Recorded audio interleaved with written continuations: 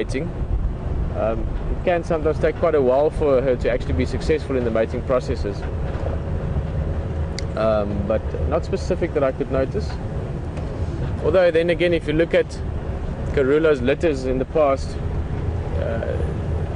correct me if I'm wrong, but I think 3 of her litters were born in December. So in terms of the time scale of it, you know, she's extremely healthy and efficient female, you know, with hunting, with raising her cubs, and maybe we're sort of sticking to the right schedule as far as having the cubs go. So it would make some sense.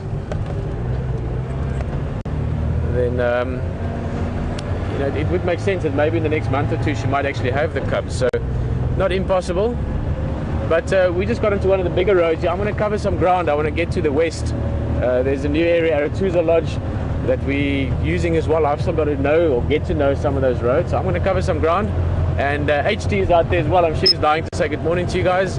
And he's got some big-ish surprise for you. So enjoy it, and I'll see you a bit later.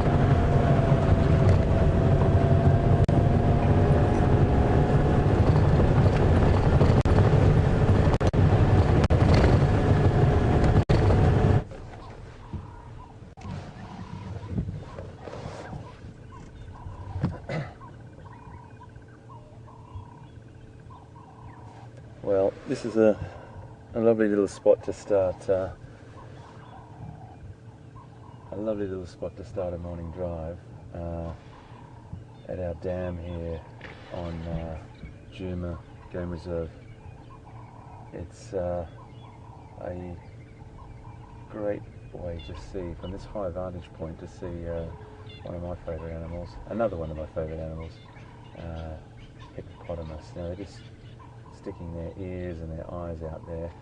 We might get a little bit more as we're sitting here talking, but I just wanted to say firstly to everyone, good morning.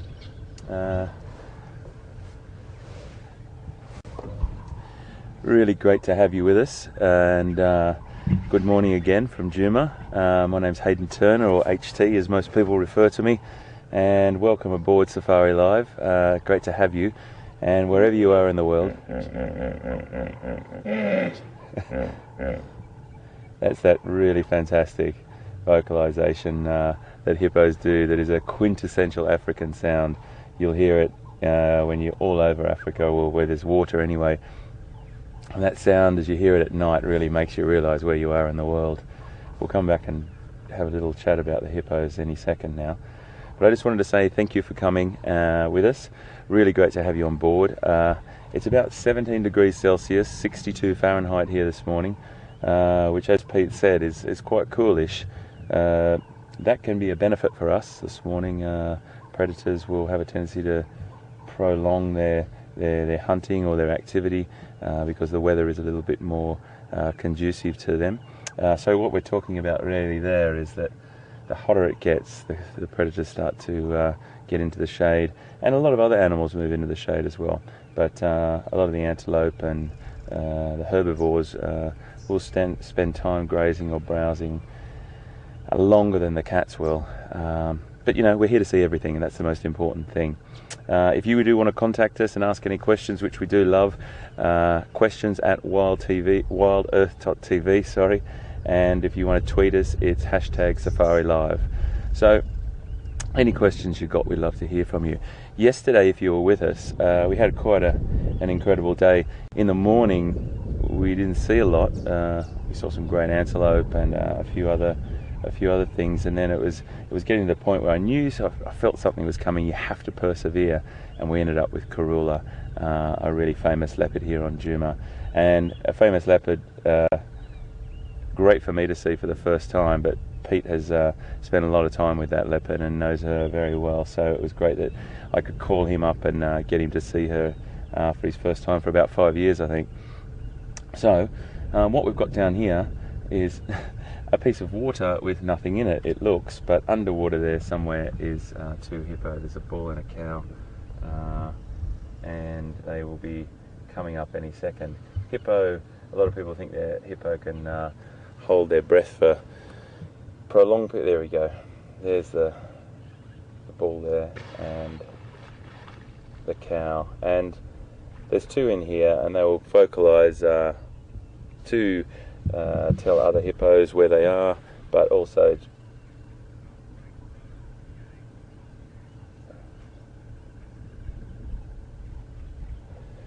so they will come out of their water point here in the cooler parts of the day and graze outside. So a lot of people think that hippopotamus eat aquatic plants, but they're actually grazers, and very efficient grazers at that.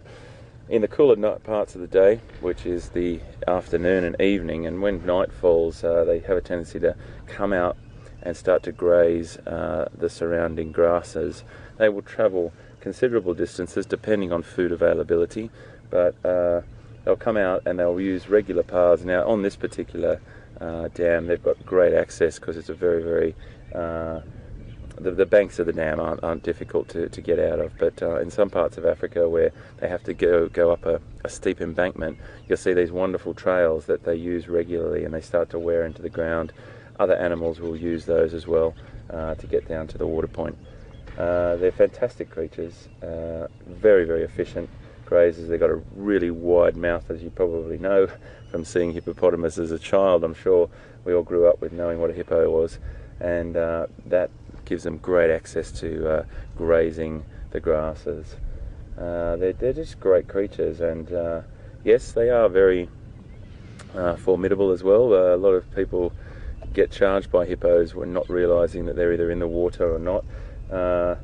One of the things that people do have conflict with hippo is when they will go down to the water's edge in the early hours of the morning, and hippopotamus are actually on their way back from grazing, and if you come between the water and a hippopotamus, that's probably not a great place to be.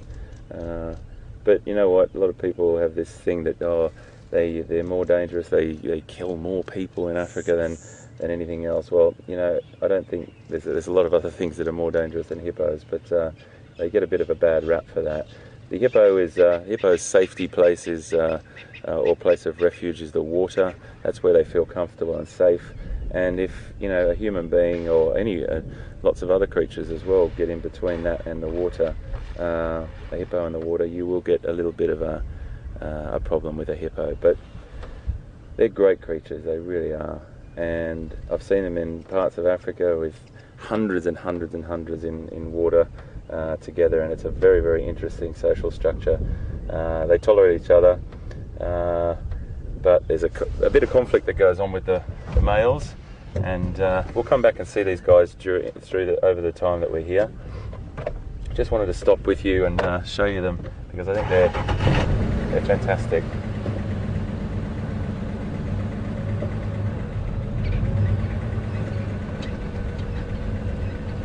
We're just going to move on now. I want to go over to where we saw Karula yesterday and just have a little bit of a poke around over there.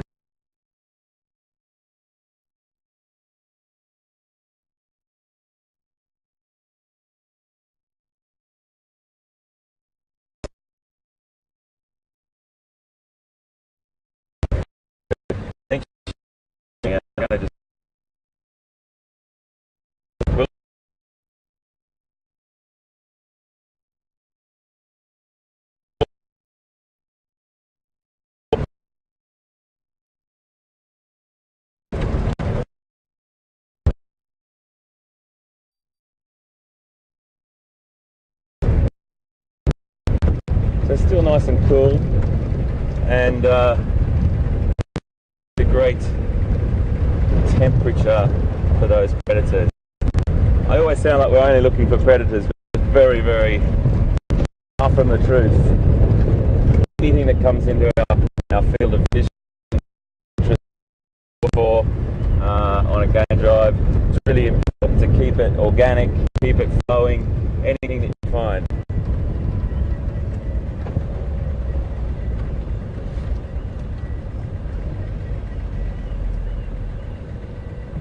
Karula was up that tree just there yesterday. You can see over there, she was up there. And when we found out she was there, we were very fortunate for us to be right here at the right time. And she came down that tree, started to walk through the bush, and we saw her hunt a couple of times, which is incredible to watch. And I always talk about the body posture and the way that it all unfolds.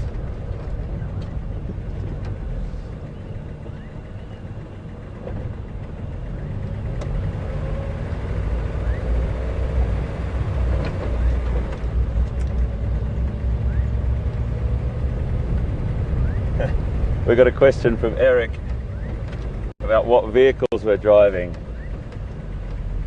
Well, they look like big toys, don't they? They're fantastic. They're all decked out with our equipment. We've got really nice lights on them. We've got our monitors and all our radios, and at the back here we've got a big mount where our cameraman Brian's with me this morning. He's sitting and we've got our camera set up there. We've got a massive aerial sticking out the back. They're Land Rovers, and yeah, they are incredible. They do get you out of a lot of troublesome spots. Land Rover's around a 96 model, and they do incredible things in the bush.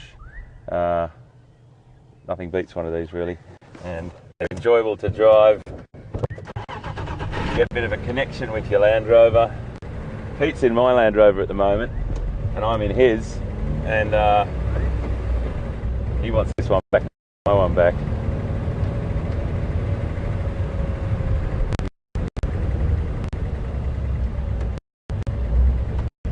So we're just going to come along this area down here. It's a really nice way to traverse across this dry riverbed, or as I've said before, we call it a drainage line because it normally leads to a river, a dam or another tributary of a river into a bigger river. At the moment they're dry, but the rains are coming, they will start to flow. So we've got good and have a look for leopard or anything else for that matter. We're just going to poke around up here and have a bit of a look.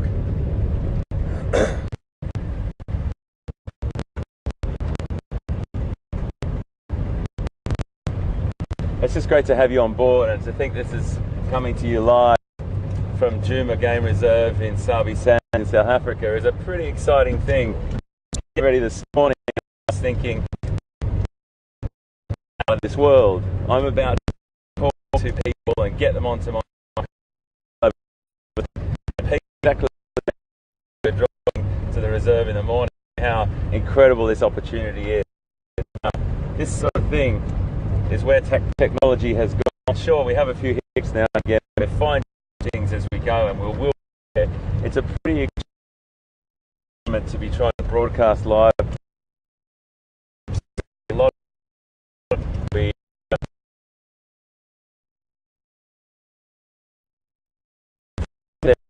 and we make for you and National Geographic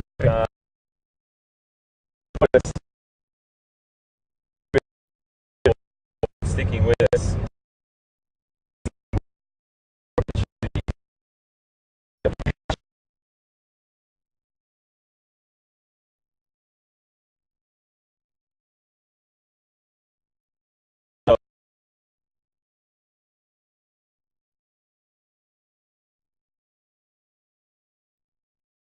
To the airstrip here, so it's actually a good time.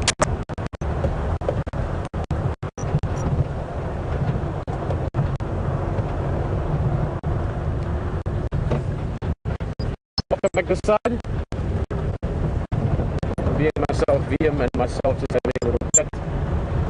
VM is the guy behind the camera, by the way, if you don't know who I'm talking about. It's a bit of a different name. We'll have to talk sometime about where that name comes from, VM, some stage or another. We are on Arathusa now. That's one of the neighbouring areas of Djuma in the Sabi Sands. Look at that stunning view actually. You can look all the way down. There's a little hill way in the bottom. That's all part of Sabi Sands as well. It's closer to the Sand River.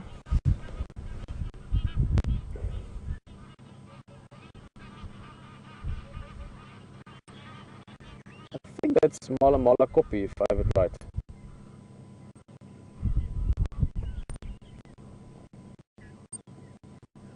big reserve this. Sabi Sands, and then of course the whole bigger ecosystem, if you want. That's one area, and that's what you really want for the successful survival of the species, especially the big species, the things like elephant, buffalo. You need large areas for the correct habitat, but also you want enough animals that the genetic diversity stays healthy, and that certainly is the case in Kruger. You can see it looks very flat here, and if you sit long enough, probably here towards 11 o'clock, we'll see aeroplanes sometimes landing and taking off here. Well, not aeroplanes, the odd aeroplane. This is one of the landing strips. There's lots of little landing strips like this throughout the reserve.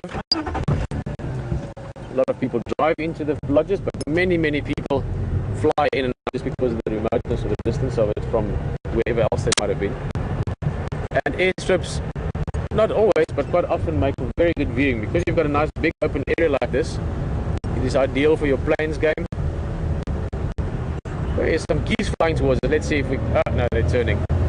Some Egyptian geese just having a little powwow here amongst themselves. But things like zebra, wildebeest... Stop there quickly. Now it looked like they were flying towards us, the geese, but I see they're no way. And then also cheetah. I was saying the other day when we drove here, I can't promise, but I can almost promise that we should see cheetah at some stage on the airstrip. Please.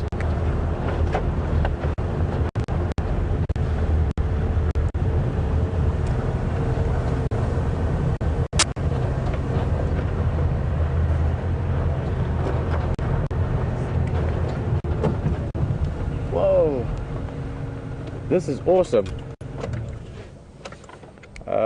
Game Drive Mobile Buffalo Pan, come in please.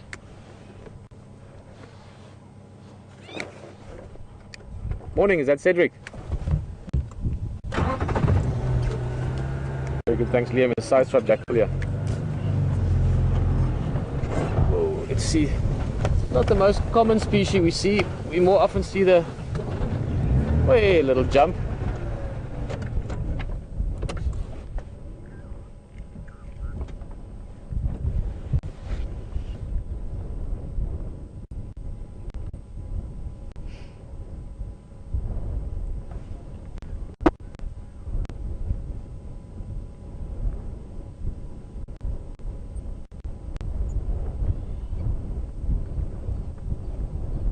Ran off. As I said, the more common one is the silver. Sorry, I'm just listening to the game right here at the same time. Is the black-backed jackal. The side-striped jackal slightly bigger, and the color contrast not as strong as with the black-backed jackal. Sorry, I almost said silver-backed jackal. Afrikaans and English or names of animals can sometimes be quite funny. In English, you call a black-backed jackal a black-backed jackal, obviously because they've got a black back. And in Afrikaans, we call them a silverback jackal for the same animal, because about half the area in the back is white. So you can either call it a silverback or a blackback, and both would be correct.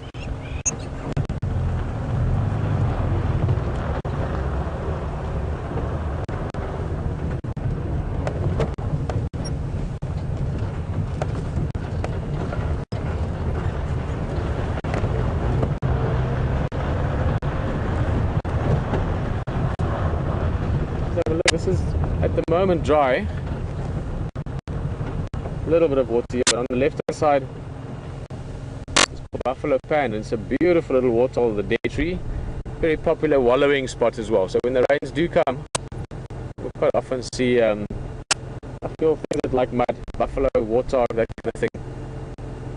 We need to take a little cool down session in the mud here. Just going to have a quick look on the map for where are we now? Right.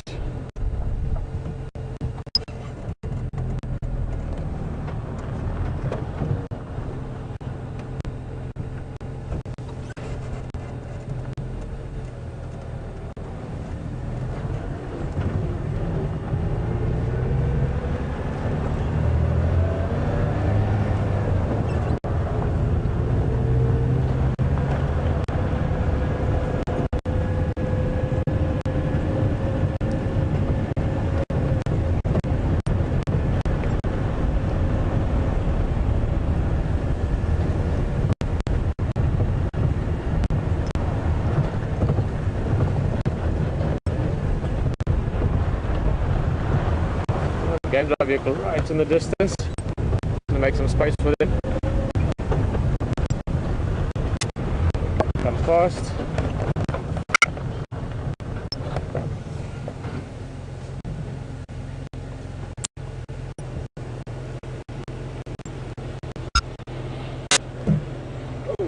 Morning, morning. How's it going? Very good. How's it for? How's it? Hi there. How's it? How are you doing, Peter? Good. What's your name again? Christopher. Christoph. How's it going? Please, yeah. How are you doing? Good, Peter. Morning. You're back again, huh? Yeah, just drop it down, huh? Just for now, sorry. Yeah, we just getting to know some of the boundaries here. Okay. And just going to take the cut line around and up. Any updates for the side? Not much. The other side is like elephant. Yeah. Okay. Right. We'll come and say hello to you guys soon again. Just give a bit of time. Right, cheers. Bye-bye. Cheers, Mr. Elephant. Sorry, the one, it's a family on the game drive. Then the one had a big hat, but a really big hat. It was the head of an elephant. It's like a beanie, something to keep the head warm. It's quite funny.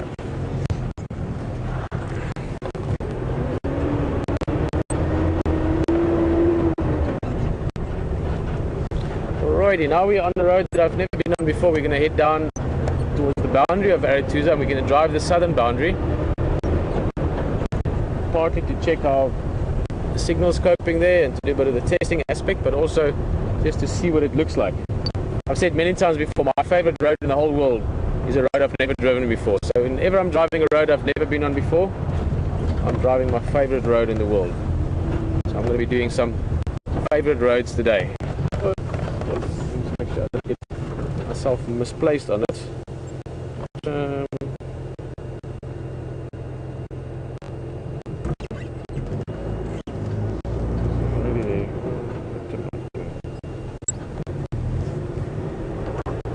This is where I have to say thank you once again to Mike from WildEarthTV. So I just need a little bit of technology. Guys, this is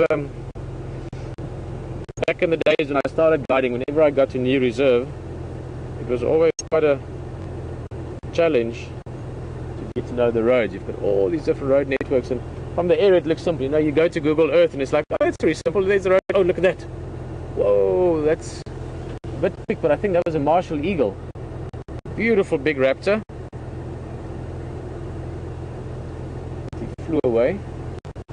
Marshall Eagles are big. They're one of the biggest eagles. Let me just see.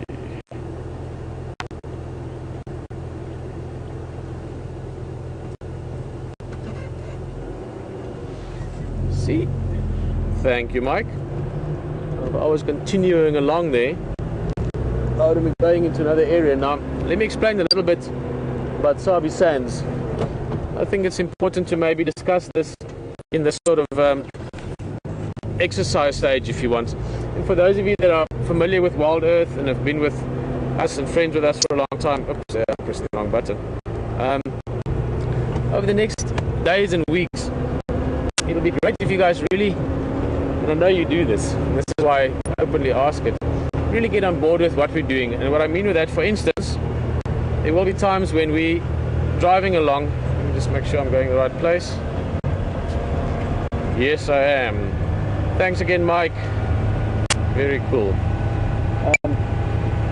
And people don't necessarily understand how it works. Sabi Sands is a private game reserve. It's got lots of different owners from around the world. I mean, Sir Richard Branson owns a place just that way. And very, very beautiful place. But it is private land. This belongs to someone. But it's not fenced off. It's not marked off. People said, listen, let's all get together and open up. Let's make an ecologically open system, and eventually that also culminated in opening up with Kruger. So from a wildlife point of view, it's all just one big piece of area. But to be able to drive around in it, like with anything else at someone else's land, you have to have permission. You can't just go and, you know, if you live in London, you can't just hop in your car and go take a drive through Hyde Park, or sort of go off-roading in Central Park, New York, if you like to. Or in that matter, you know, just drive over your neighbor's lawn because you feel like it. You don't do that. That's not how it works. And it's the same concept here. So we can only go in certain areas. It's brilliant that Juma and Aretusa said, listen, let's bring the world to come have a look at it. And that is a beautiful thing, guys. Thank you very much for the landowners for Hannes and for Yuri for that. But why I'm asking this is down the line, in the next few weeks, and especially getting towards Big Cat Week, there's going to be a lot going on, and there's going to be many, many more people joining us. This is a very cool thing, and I hope that millions of people will get into it because, you know, I love doing this, and we all love doing this. But sometimes people are not understanding. Why do I not continue? Why do I turn around? Or we may be following a leopard, and the leopard walks across into an open area, and we don't follow it anymore. And it might confuse some people. It might frustrate them. I'm not always going to be able to explain it from the vehicle side.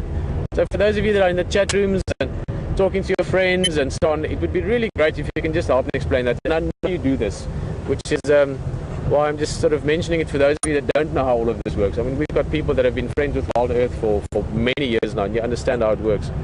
But just keep that in mind. We're all one big happy family, I was going to say, but we're all in the same vehicle.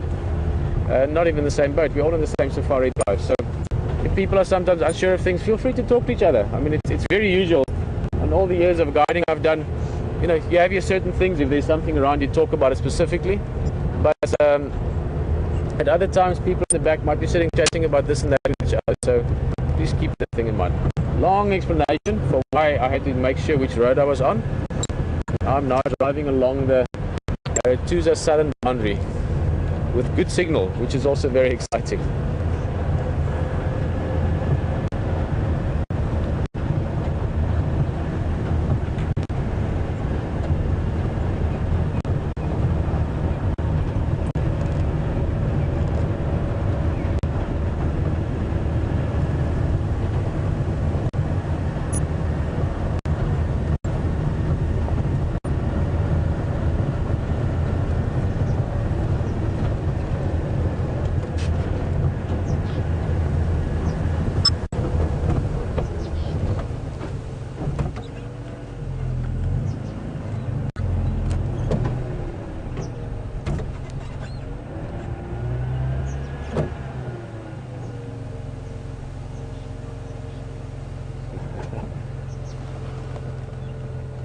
For a minute I thought I saw a cheetah. Actually, if you look over there, you see that, William? Look right there. At a brief glance, I should have pretended because it fooled me for a while. I had to actually get my binos out. But once you get close, you can see it's a log. But that white part on the left looked like a cheetah lying down looking into the distance. It's the cheetah log. You get many of those. You get the cheetah logs, you get the leopard logs, then you get the leopard termite mounds, the lion termite mounds. These different shapes, you know, old tree trunks that have been broken off and just the stubs left. You drive along and it looks like something. Now, if you live and work in an area for a while, you get to know all of those. Not all of them, but most of them. The usual suspects, so to speak. But in the beginning, you still have lots of things just to check, and you cross that one off. Next time, I don't know what it is. That's the benefit of termite mounds and logs. They tend to stick around.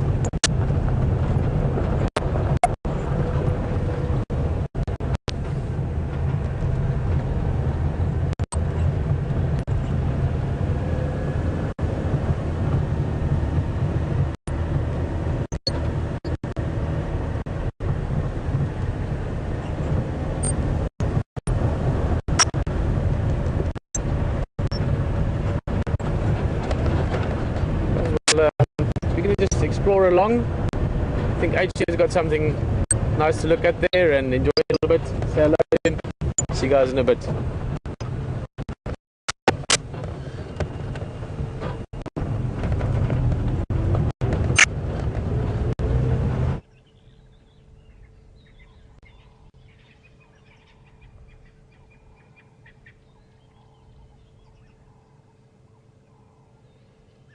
So, folks, it's always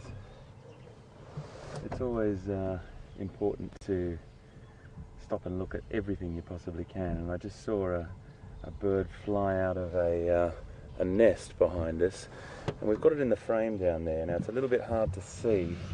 It's a little bit hard to see from where we are, but we stopped for this.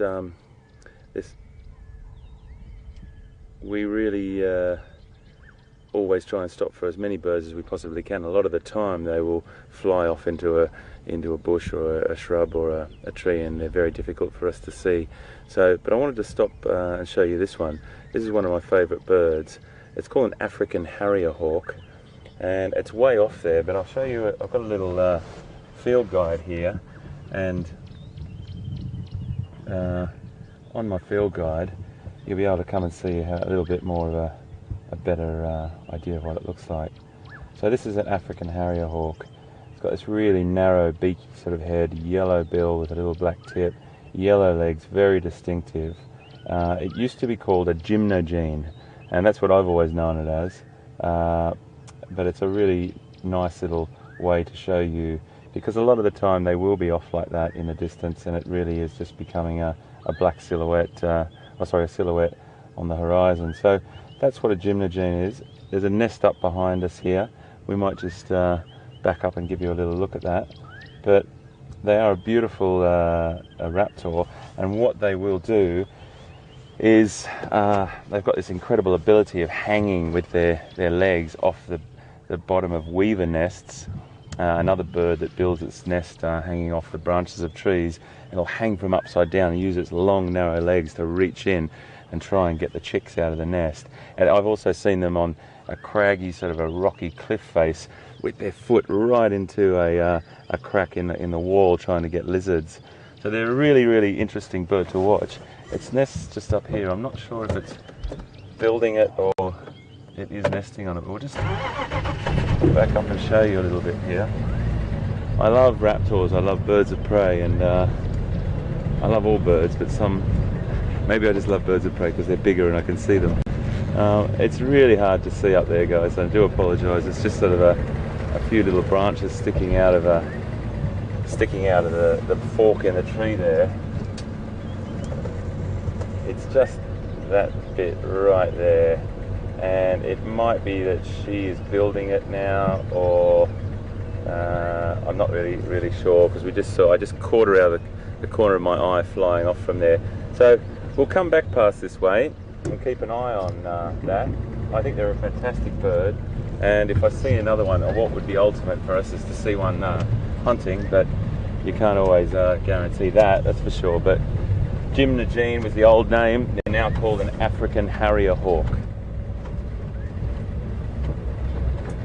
Now the other thing I just wanted to mention, whilst we were watching that bird just before we came to you, I heard some baboon vocalizing down there. It was a alarm call, but it hasn't carried on. So if it was leopard or a predator, it would have carried on, and they would be really giving a lot of vocalization, a lot of noise at the moment. So I think it was probably just a vocalization that was warning others that we were here.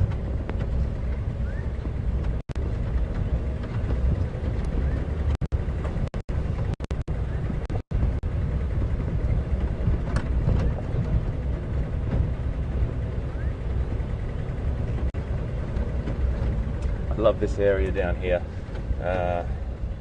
Before I get to the area, and discuss where we are. As I was talking to you about having a few glitches and hiccups, my screen went black. So there are a few technical issues, but I just want to finish off what I was saying about you, and that is we would not be here without you. The support that you give us and it's a very, very special thing to Pete and I and the team, that you are the ones that support us and you are the ones that watch, and so that's why we're here. So always want you to remember that I'm not just out here having a good time by myself. You're exactly doing the same with me in the car, in my toy truck.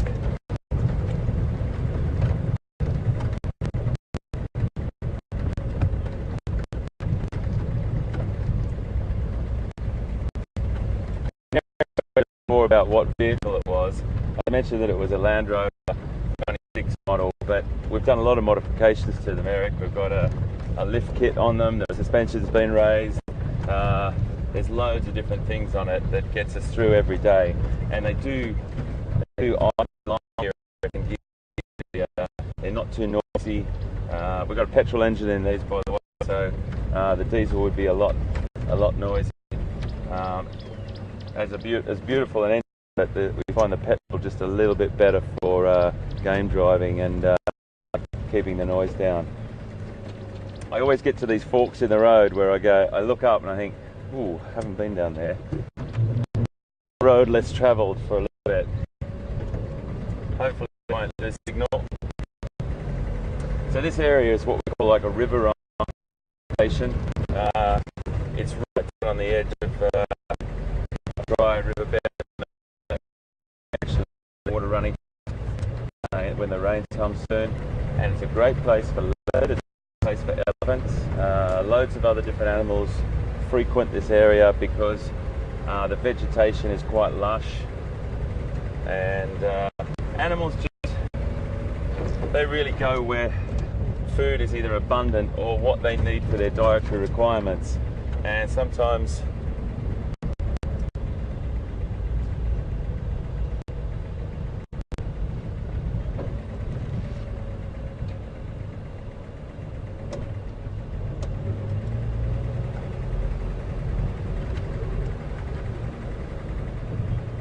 what I love about this is it's very, very lush.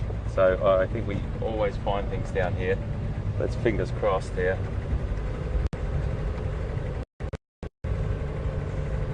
I just had a lovely message in Finland. Racer, thank you very, very much. Racer just thanked me for showing her that African house. Well, absolute pleasure. Glad to hear that you're a bit of a birder, and raptors are your favourite as well, because me too. I think one of the things about watching birds, everyone, is that you know, when you first come to Africa, we could do exactly what we're doing now. Drive along and not see a lot of mammals for half an hour even. You will always see birds, and that's what gets you into birds. Birds are fantastic to start to identify. You can get great apps, you can get great books, and then you build your knowledge of those birds. It's really quite a pleasure. It's really quite a relaxing time to go birding and take your book, take your field guide or your smartphone or whatever, and I just want to have a little peek down this area here. It's not a road, but I just want to have a little squeeze just down here and see.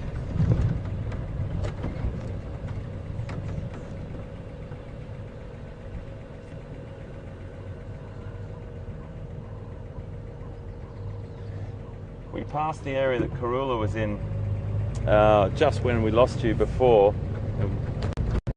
There wasn't any tracks going across the road.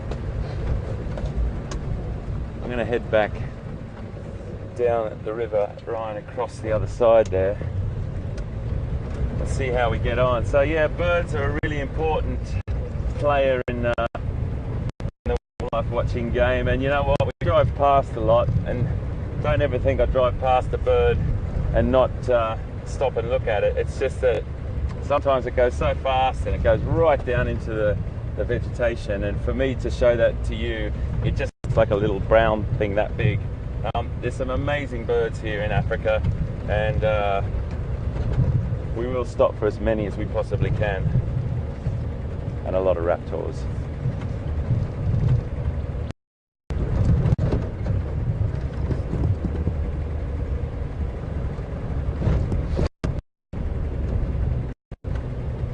A lot of elephant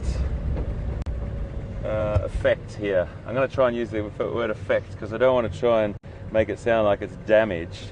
When you look down through here, they've just bent these trees over, pushed them over, eaten the tender young shoots off the ends. You can see over in this one here, it's a fantastic example of an elephant just pushing it over. They haven't eaten anything else of the tree and just taken off those tender young shoots off the ends. So we think of it, if you were to sort of look over there and think, oh my goodness, that's such a disaster. The tree's been pushed over and the animal's only eaten the tender young shoots. Well, you know, that's all. You've got to take that into perspective of the whole situation. We sort of go on about it a little bit, but elephant are one of those game changers. They change the plan and they change the vegetation, the habitat, and that's all part of the process. It really is.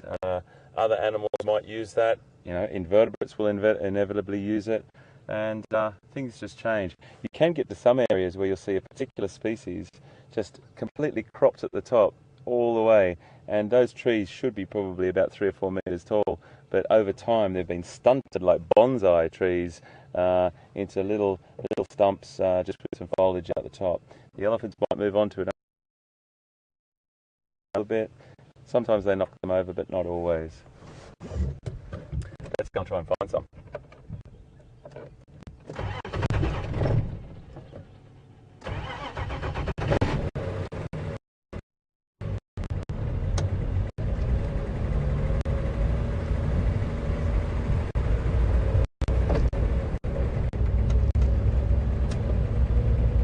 The interesting thing about elephants, I always find fascinating, is that they're completely silent when they're walking through the bush. Only when I say silent, if they're eating, they're very noisy, or they're pushing over a tree, it's quite noisy, that's for sure.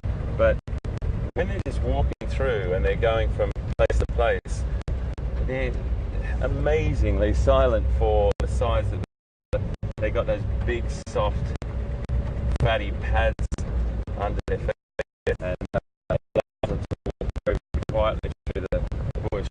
They walk about on an easy walk. They walk at about 6 kilometres an hour. I have to convert for you.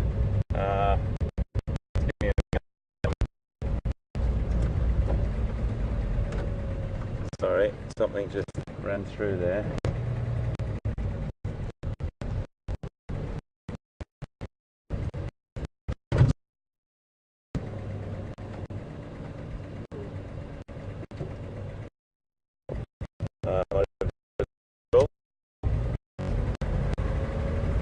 I think. I can't see him now. Sorry, hold on. No, it wasn't. It was a bush.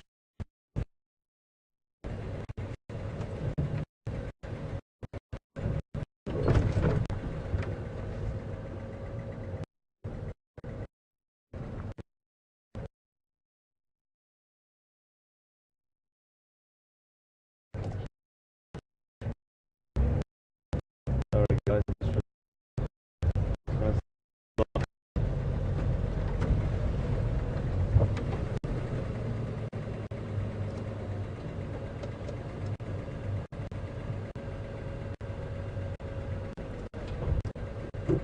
I'm going to move on because we will see them again, but just sort out the I'll find some more of those for you. Very, very dense. She tried twice on a young cow. The first was a young.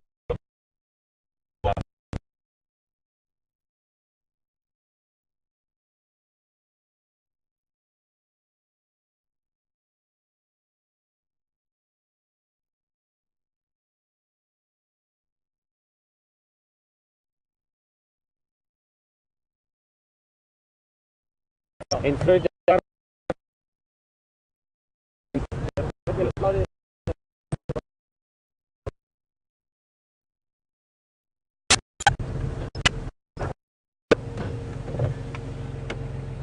copy, no problem.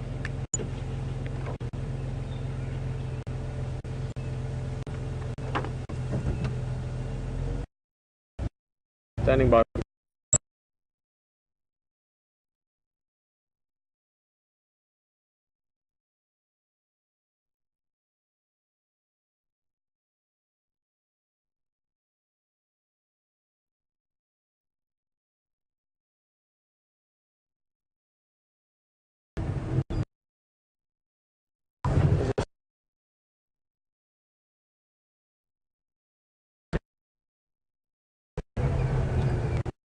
Just gone to Saffron Road.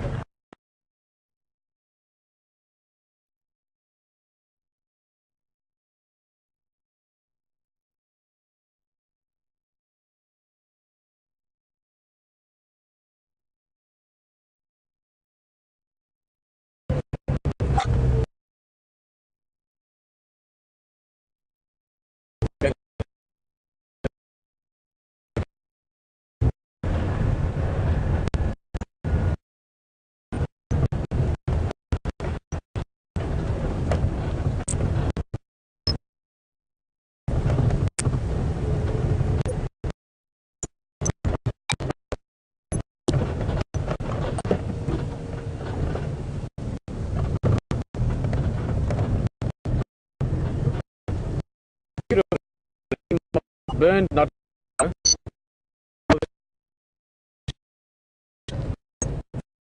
There's some.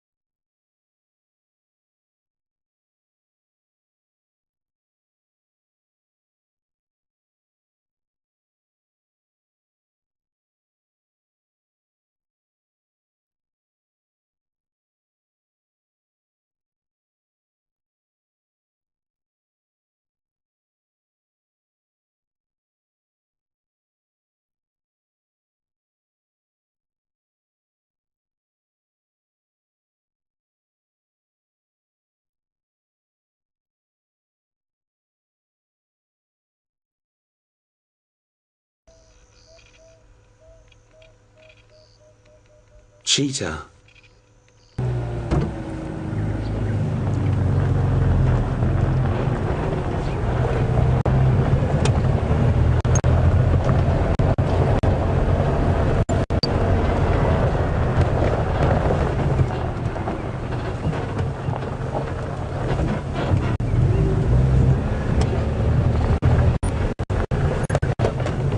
Sorry guys, saw them a bit late. It'd be nice to look at them. Those are hornbills, but specifically the red-billed hornbills. The ones we look at most often are the yellow-billed hornbills.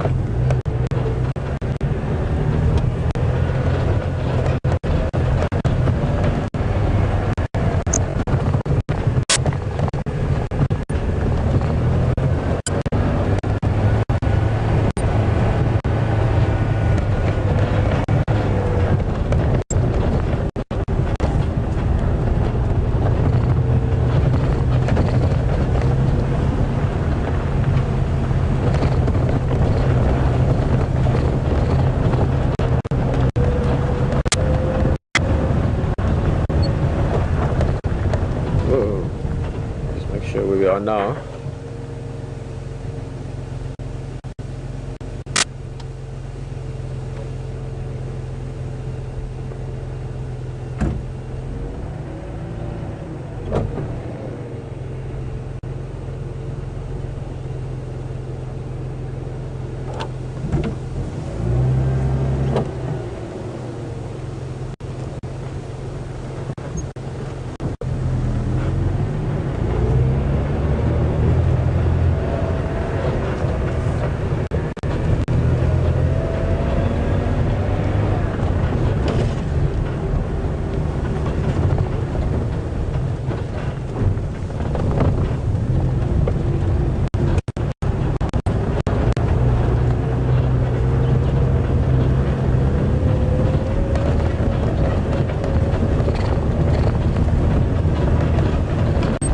elephants! Hey! Little breeding, actually quite a big breeding group. I can see further in there as well. Let's see where they're going. Looks like they're moving down. There's a waterhole down the bottom here, which I've also never seen. I presume there's water at the moment.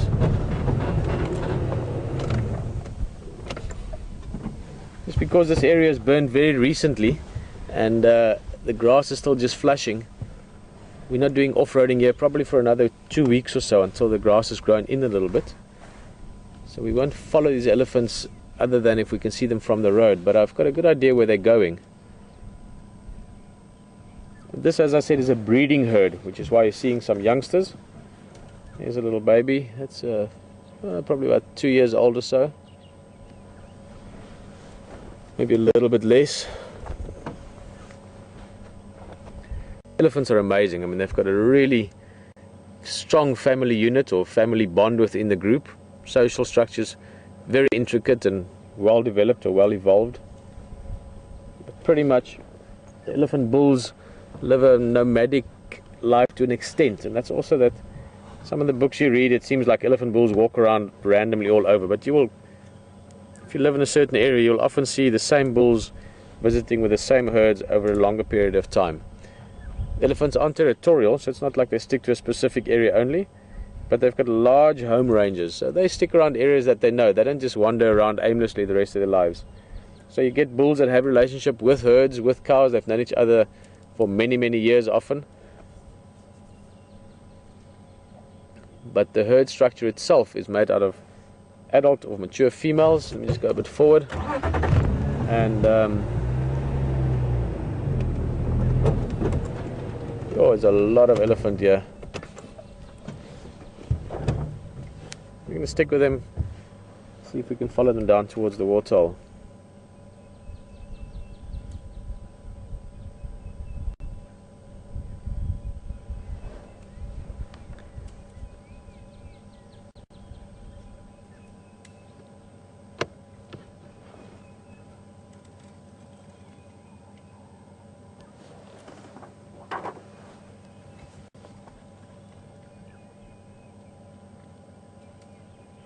All stations, looks like Mokulu, Mhlambi and Nov here, second windmill, just on the western side from that, slowly heading down towards second windmill, but Maningi and Nov maybe 30-40 at least.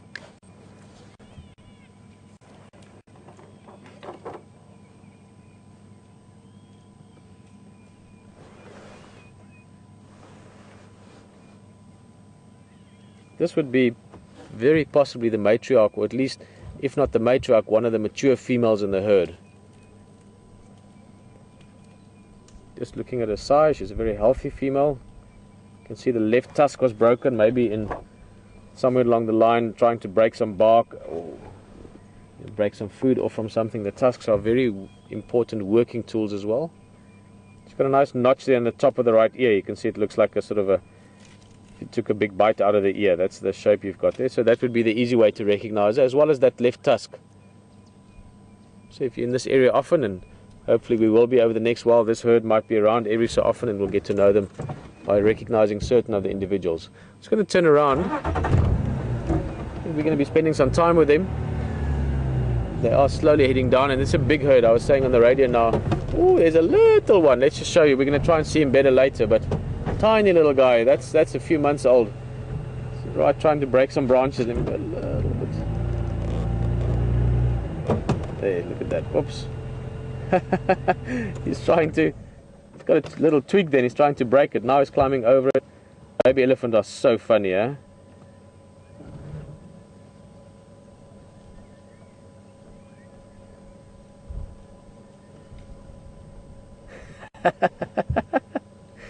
He was playing with it, trying to pull it over. Now he's got it under his legs, and I think he's getting himself tangled up. That's probably mum right there. Yeah, this is not very old, maybe 3 months, 2-3 months. He's stuck on the branch now. That's hilarious. But don't worry, mum's here, or that could also be an older sister. Elephants are very close within their family structures. Sisters and brothers will look after siblings and even others within the herd. In other words, they all look after each other pretty much.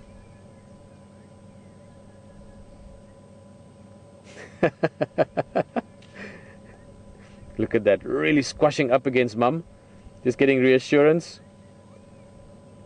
You know, not wanting to feel too silly for getting stuck on the little branch there. Now you've got some big tracks to fill if you're an elephant or a little baby elephant.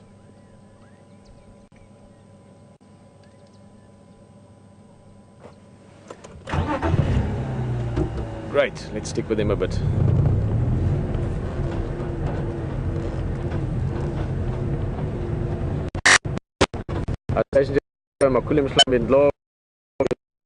Moving down towards second windmill.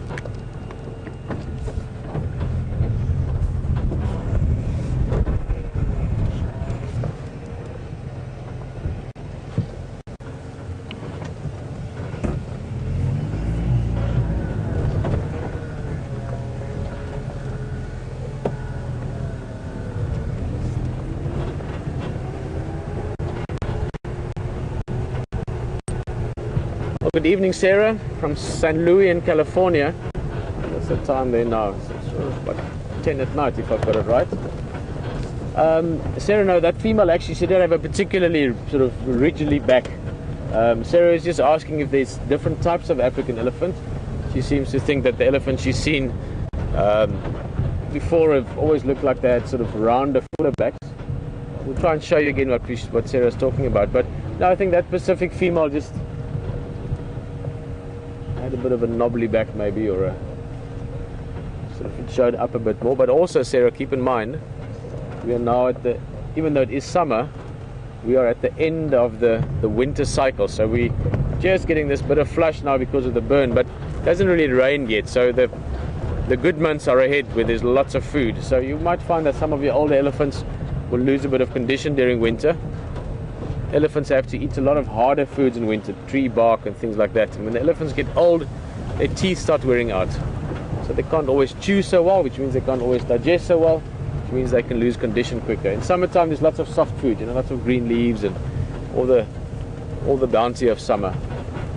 Let's go around here. Keep in mind, we are doing a bit of a test as well. This is a brand new area. Once again, I'm going onto a road here that I've never driven. This area is known as Second Windmill. There is a windmill here that helps to bring water out for the water hole, and hopefully the signal stays with us and we can stay with these elephants because they're slowly moving down this direction. I'd love to see that little baby again up close. It looked like it could be quite a laugh.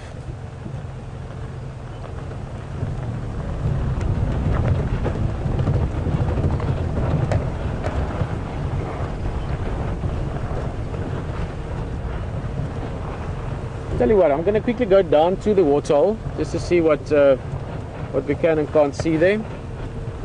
We'll pop back up to these ellies again. They're slowly moving around, so they will only get closer to us and more visible. But let's just see, maybe there's something else. There's a little squirrel. Maybe there's something else around at the waterhole, or also want to see what it does from a broadcasting point of view. We're going to go through a dip now, so we might disappear for a little bit, and then after that we should be good again. Let's see what happens.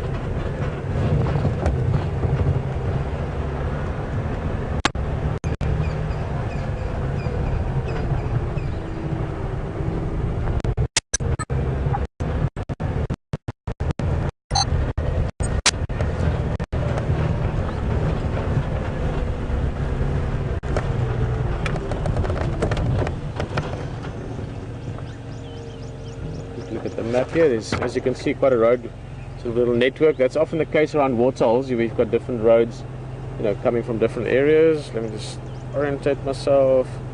There goes there, there goes there.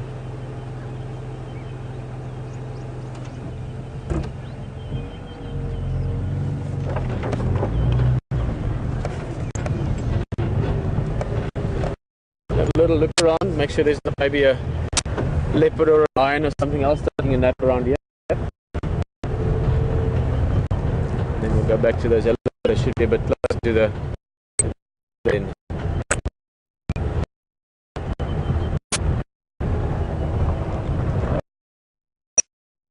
From the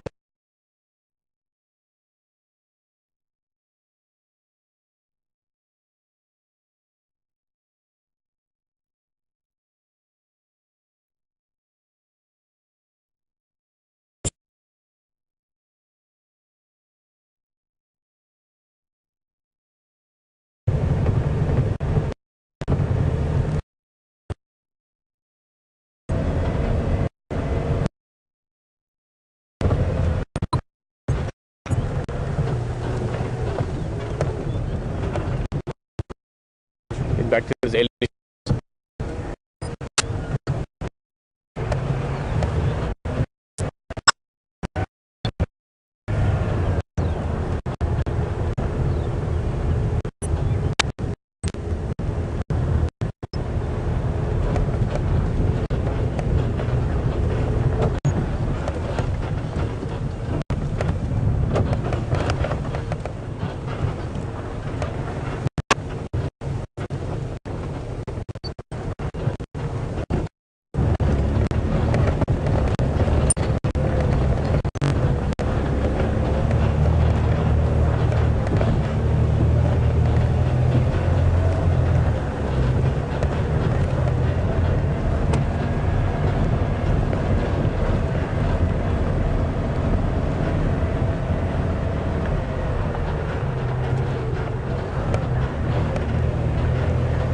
Closer. I think up ahead maybe. I really want to try and get to see that little one. A little elephant. I like little elephants.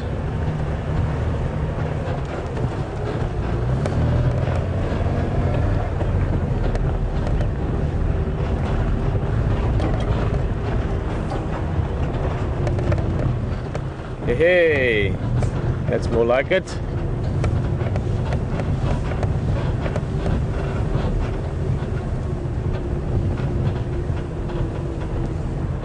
And there's the little guy. Look at him.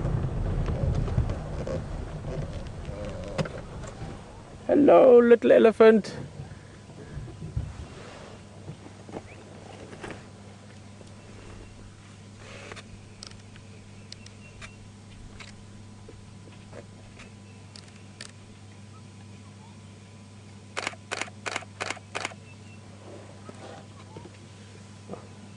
Beautiful big female. You look right on the road.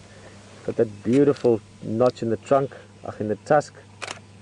Giving us a bit of attitude there, but she'd be easily recognized in future. Again, she's got that sort of upward pointing right tusk. She was screening the rest of them a bit, which was nice to see. They always work in a team like this, the herd.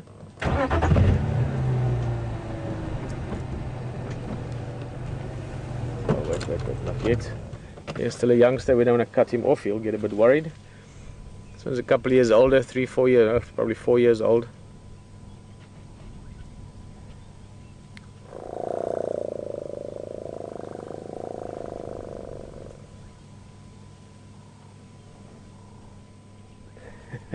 Look at the tiny little one in the back there. And this female might give us a little bit of attitude here. Just see the way she's turning. This might be the matriarch. She's a beautiful big female, and it looks like she's the mother as well. Yes, she's the mother of the tiny one. Very often the calves inherit the status of the mother, of the mother. Sorry, I was going to try and combine those words. Look how in between her legs there. See, she's right in between the legs of mum. Safe, happy place for the little one.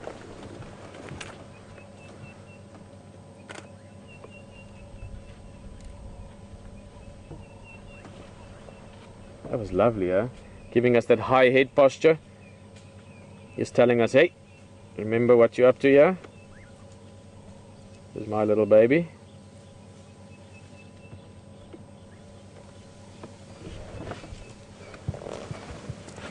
And behind us, more coming up on the right hand side as well. As I said, there's a lot of elephants here, so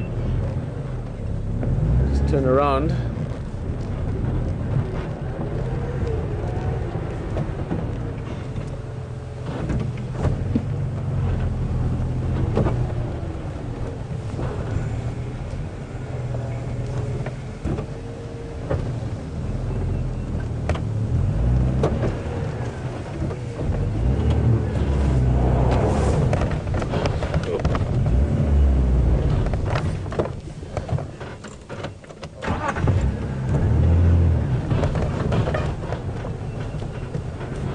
Ooh, loads of elephants.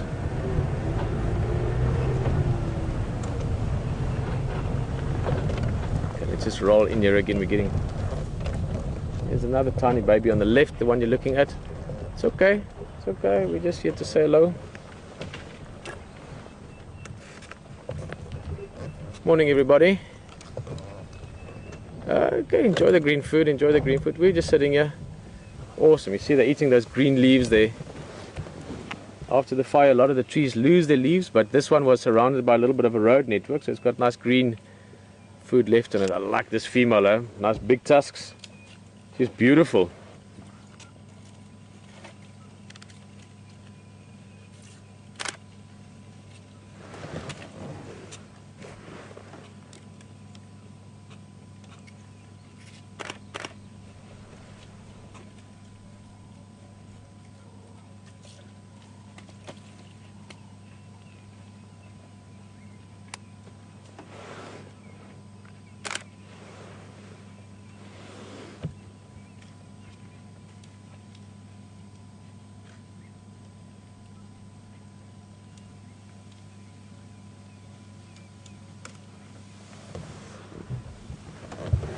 It's a lot of elephants here. Yeah, I'm just going to go forward a little bit. More further down, lots of them coming. There's another small one here that I think we'll get a look at.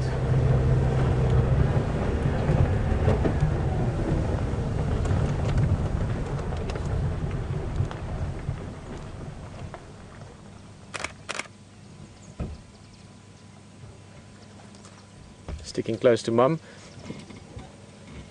Looks like the mother, but not necessarily. Often even the small calves might stick close to another member of the family if mother isn't right close by.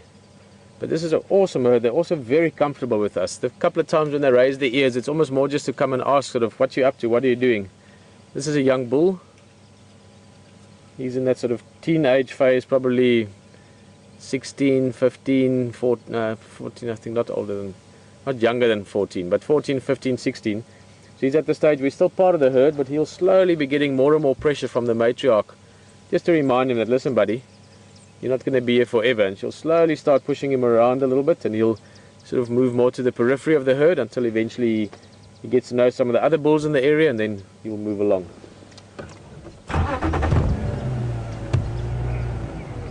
Let's see if we can get...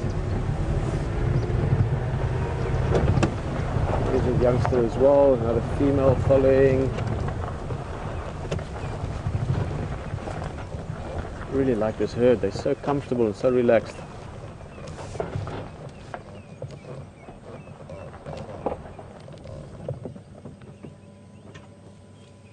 No man, I thought they're going to go the other side. There we go. Now the youngster should follow the adult as well. Wouldn't want to... Oh, he's going behind. Little old lady. You can see the mammary glands there between the front legs, and also the square forehead of the female.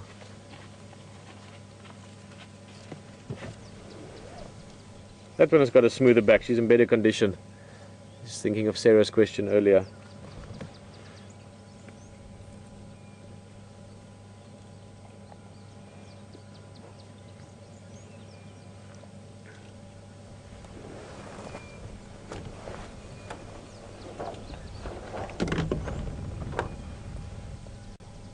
Last station, go again.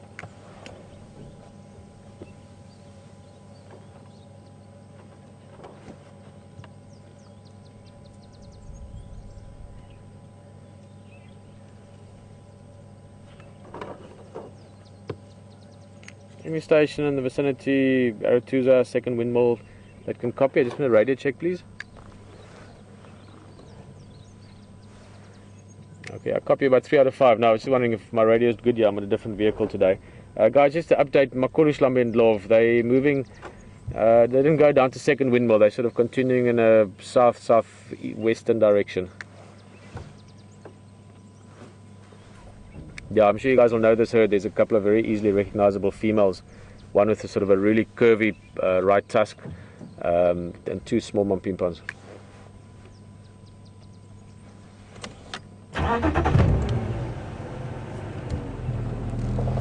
more coming. More and more and more. I'll stick to guiding rather. I don't think I've got a big career in singing, but you do feel like singing often when you're out here, when you see all these beautiful things around you and it's nice and cool, lovely temperature. It's that sort of, you don't expect this in summer often to actually be wearing a jacket in the summer in Lowveld. So all of those things combined with, I haven't even counted, I've lost count, but I'd say 40 at least. Maybe a few more, maybe closer to 50 in total this herd. So it might actually be 2 or even 3 herds, and it's like with so many things, you can't really say this is exactly how elephants do things and that's it. There is variation.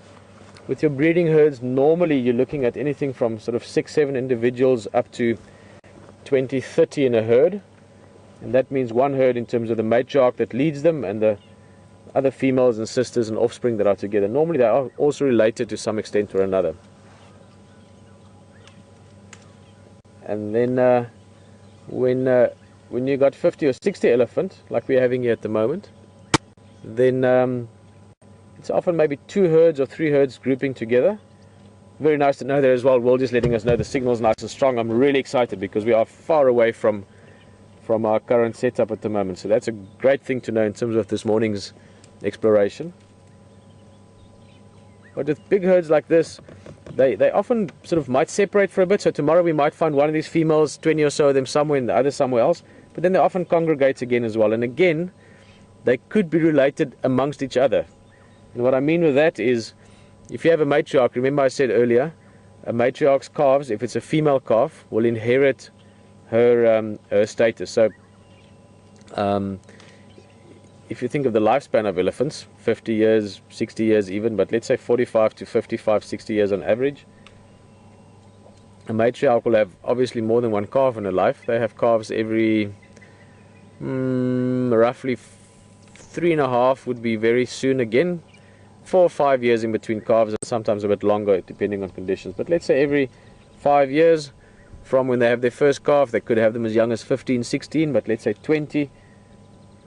And they don't have calves when they get really old. So you're looking at about 20 years or so. So they could have 4 or 5 or 6 calves. There's a lot of variables in it. But so one female could have 3 or 4 female calves in her life.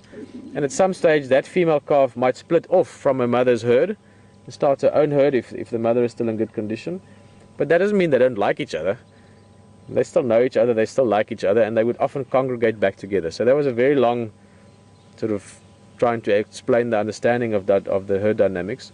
Basically saying that you could have different families spending time together. Hello? There's a young female coming around the bush. I was hoping for a bit of a head shake, but not too sure of herself.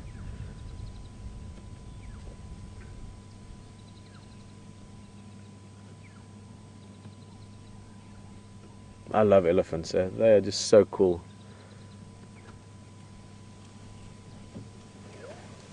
Go a bit towards those again. Sort of a mixture of teenagers there. There's one big adult female to the left of them.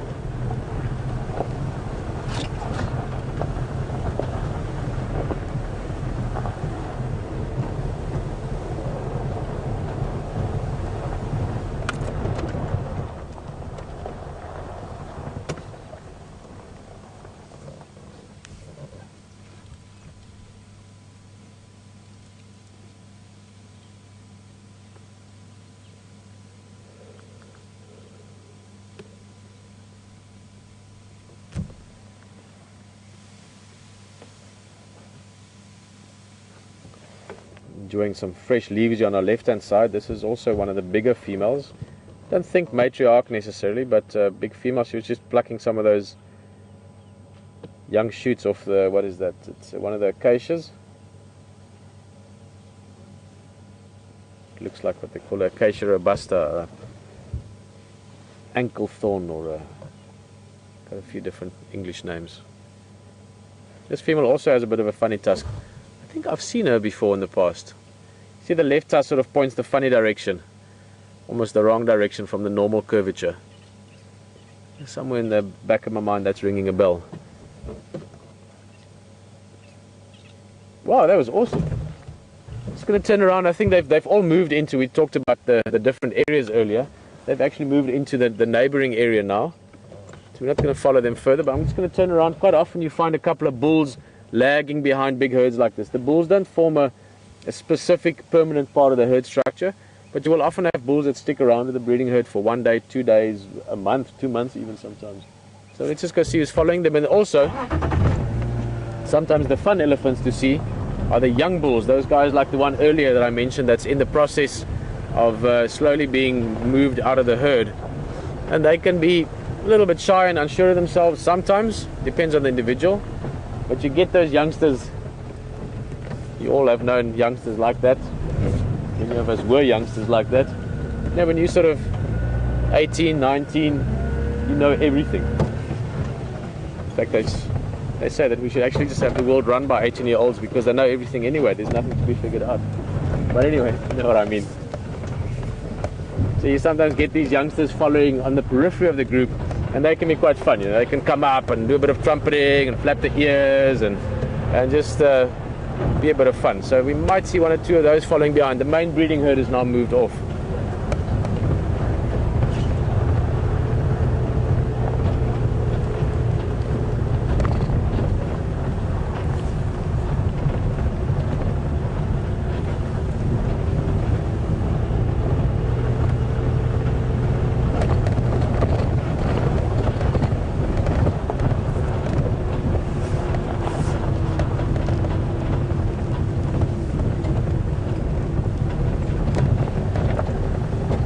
Okay, let me just be sure that we're going to do it there and there. Okay, we have a plan. Oh, yeah, here's one of those bulls I was talking about. He's about the right size. Let's just see if he's a shy one or a loud one. So what we do is we come closer, we stop, switch the engine off. We're not bothering him. He can now decide, does he just want to walk past like what this one is going to be doing? But then you get the other ones that stop and they say, okay, well, how's it going? And then they come over as well. This guy is just happily minding his own business. He's a little bit older. He's probably 17, 16.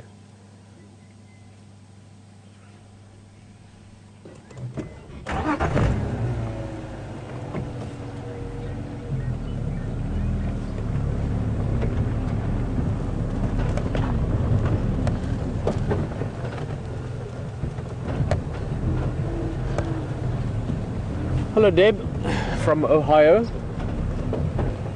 I could hear correctly, the town's name is Deerfield.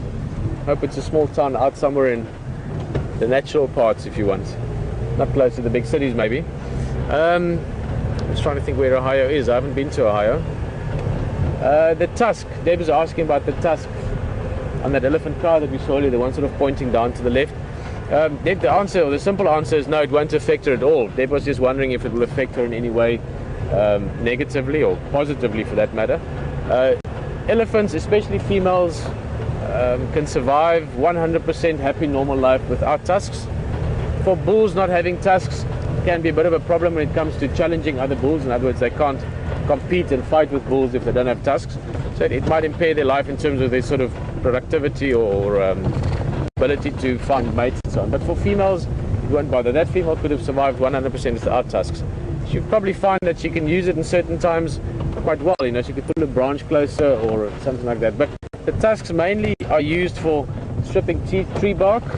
Let me show you a quick example. There's nothing fresh here, but yeah, on the left-hand side, yeah, this is a while back now, but that's the signs of an elephant at some stage or another that stripped the tree bark from the tree. So in the dry season, a lot of your acacias and marula trees, they've got lots of nutrients and moisture in the bark, and the elephants can strip that off using the tusks. You can see, but that's long ago. This was years ago. If I see a fresh one, I'll show you. And then they also use it to break branches with. So let me just quickly, I'll show you the details just now.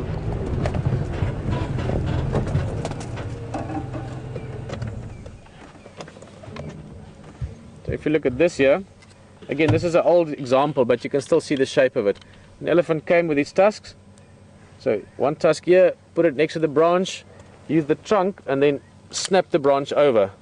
And then probably ate some of the little twigs and things at the bottom. So they do that quite often. That's another use for the tusks.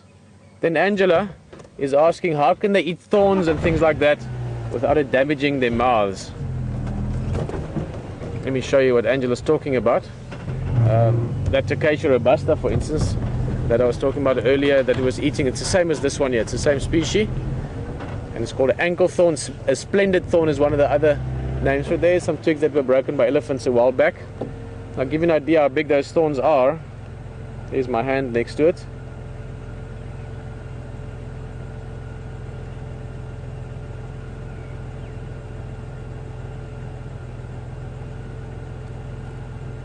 So yes, Angela, I wouldn't want to be eating this, and I'm sure nor would you.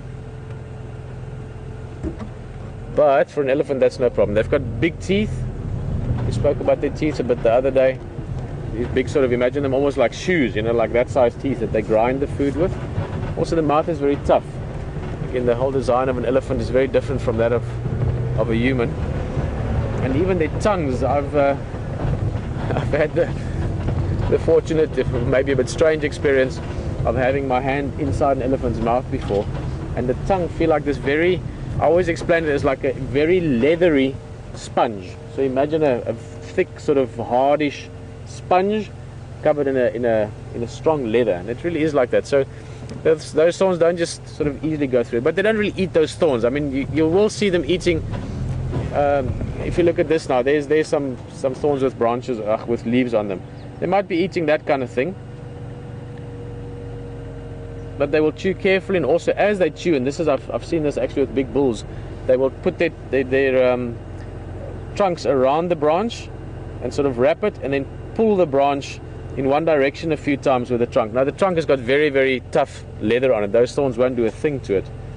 So if you've got a branch with a couple of thorns like this, and they're pulling across it with the trunk, all the thorns get sort of straightened in the same direction. So by the time it goes into the mouth, they'll eat it from one side, they'll flatten the thorns in the other direction.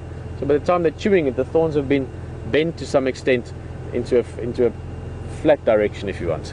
So they're not chewing straight up onto the thorns, they're chewing the thorns sort of all flattened down.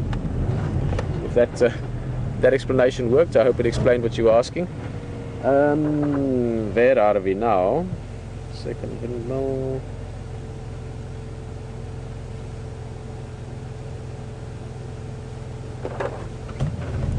I think we are going here. We'll make use of the very helpful map app satellite thingy that Mike gave us.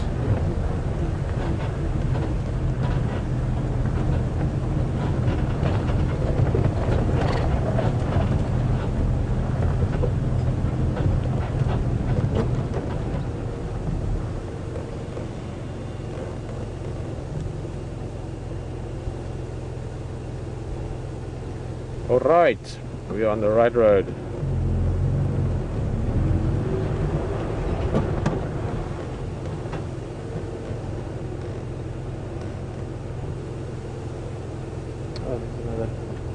Here's some noise in the distance there.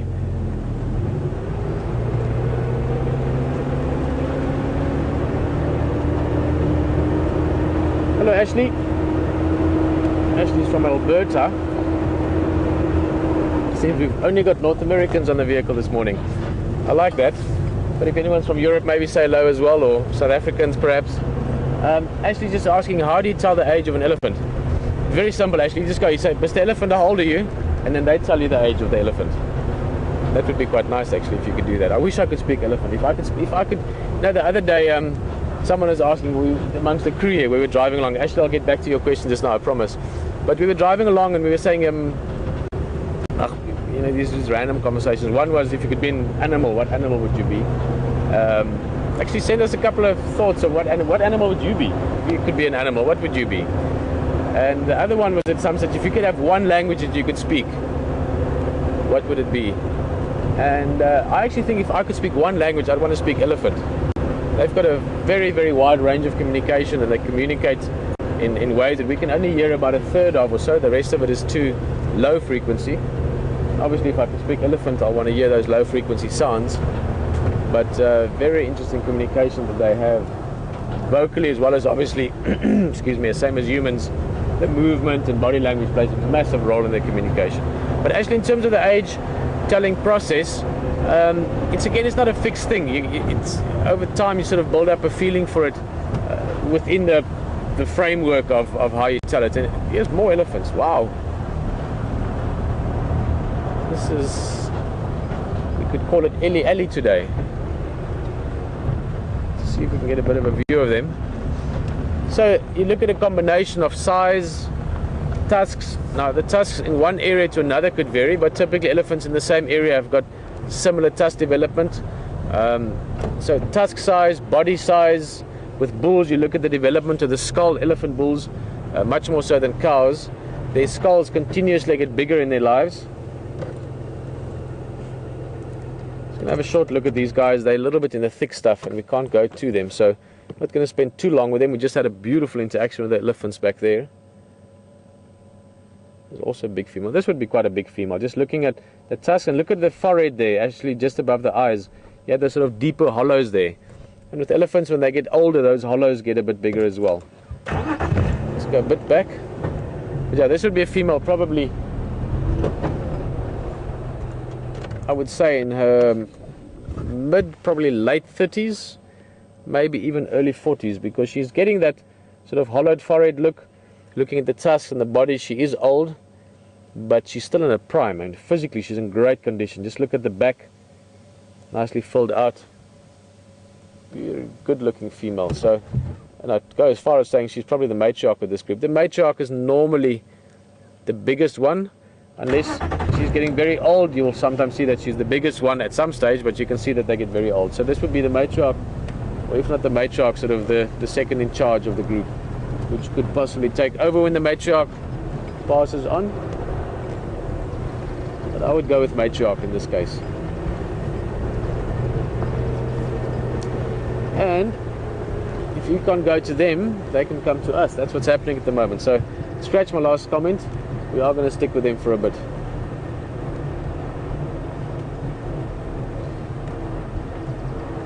She seems a bit interested in us.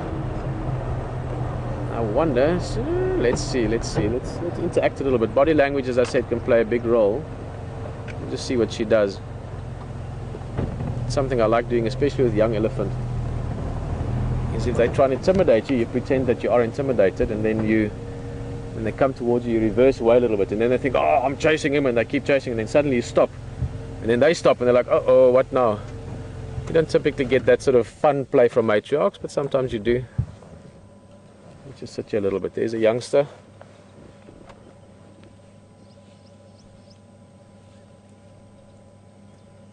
And then actually also when you look at these animals a lot, I'm sort of still shaking off a little bit of the rust after being away from this area for a while.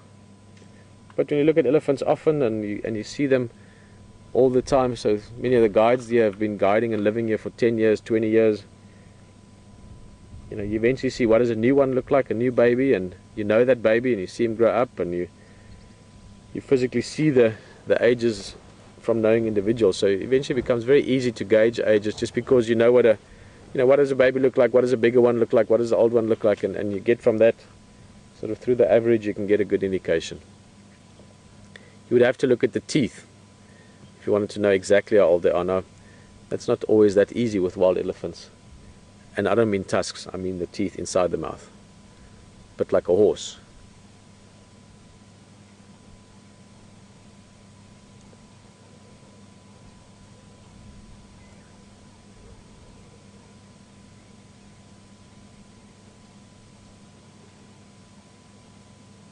Very peaceful.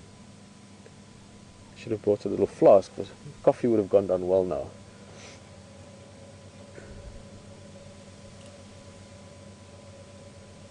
A couple of turtle doves cooing in the distance. This sort of lazy snap of branches as the herd's moving along, eating something here, pushing something there. Elephant herds make this very specific type of sound when they move through the bush. I'm going to go a little bit forward. This female was seeming a little bit curious about us just now, so let's just see what what she is up to.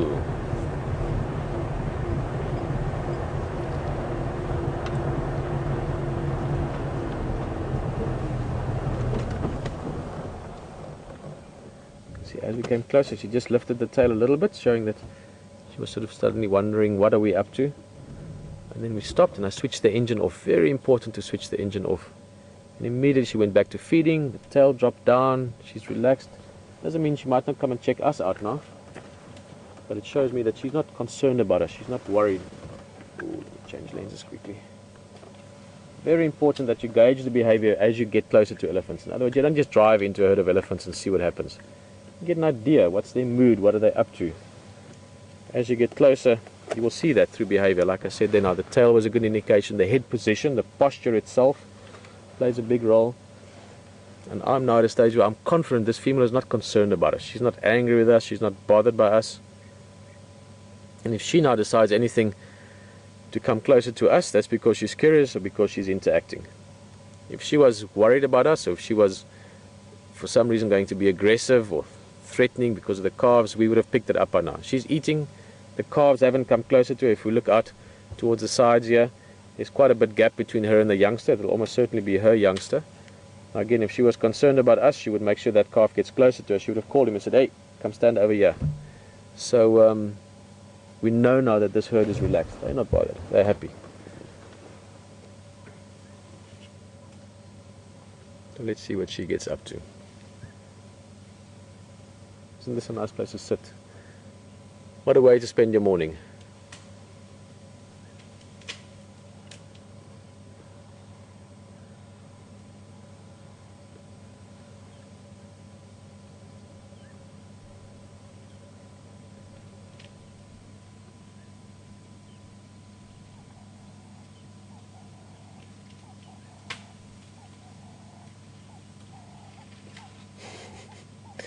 We have, I remember years ago we translated it eventually, but we've got a beautiful, like a nursery rhyme in Afrikaans, basically referring to an elephant being the most peculiar animal of all. Because where have you ever heard of an animal with a tail in the front and a tail in the back?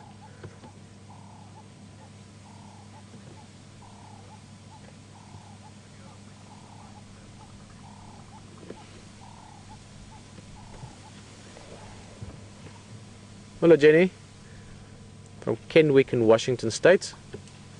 Jenny asked a question the other day as well. I remember it was also a nice question. But Jenny, no, I've never witnessed the birth of an elephant or live, sort of the birth itself. Jenny was just wondering. I have seen the commotion around it happening. In other words, I didn't actually see the birth, but I saw all the activity going on, and we presumed it was the birth of a calf. And then I think it was 2 days later or 3 days later we saw the calf. So it is a very exciting event. I've seen it on TV, obviously, the behavior around it. Again, not the actual birthing, if you want, but they get very excited, very protective. The whole herd will get together, and normally all males are chased away, and it is a big event for them, a very exciting event for elephants when a new member arrives.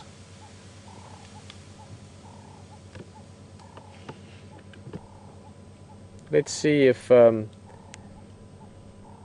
and obviously you can go Google it, but if someone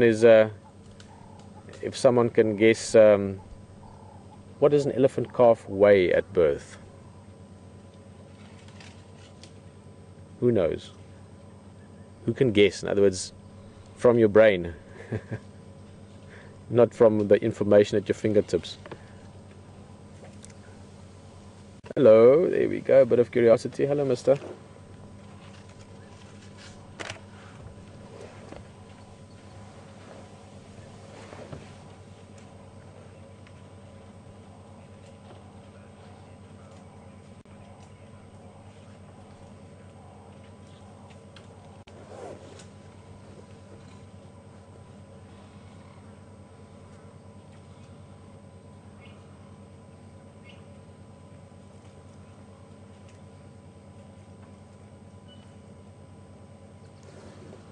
I think we can roll along.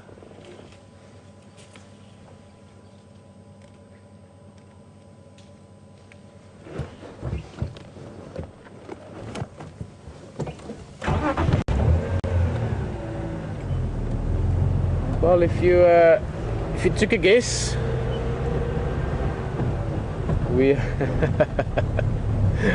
I'll tell you a story about taking a guess just now. The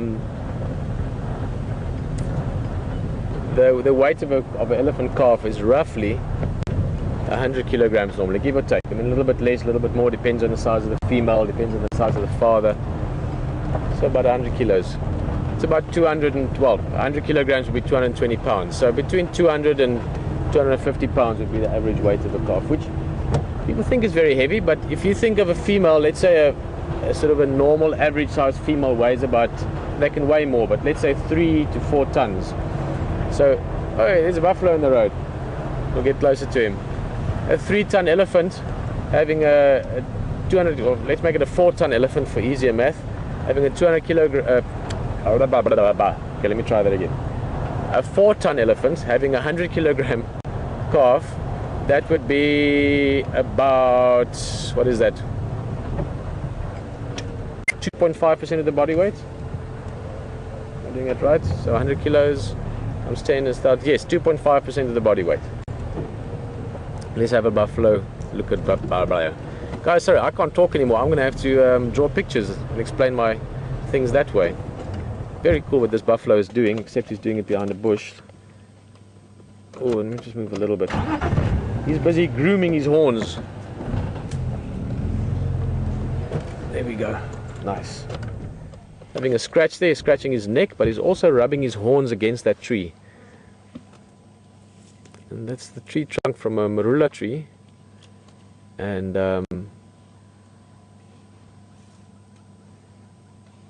it's very important to clean the horns, but also he gets all that sap, all the tannins and oils from that bark onto the bosses of the horn. So he's actually not just cleaning, but he's also conditioning the horns with the nice oils and saps and things that he's getting out of that bark. That's very nice to see. You don't see this so beautifully as often or very often.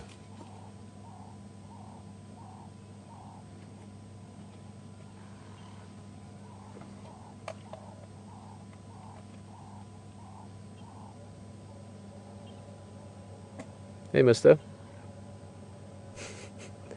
I love buffalo, great faces.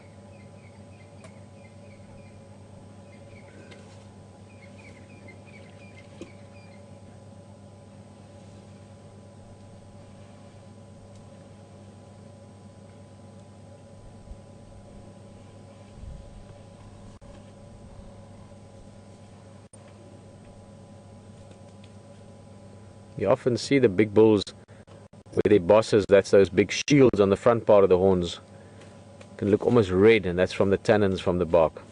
Beautiful. Let's he's going to walk along. Nice big bull, past his prime but still in very, very good condition.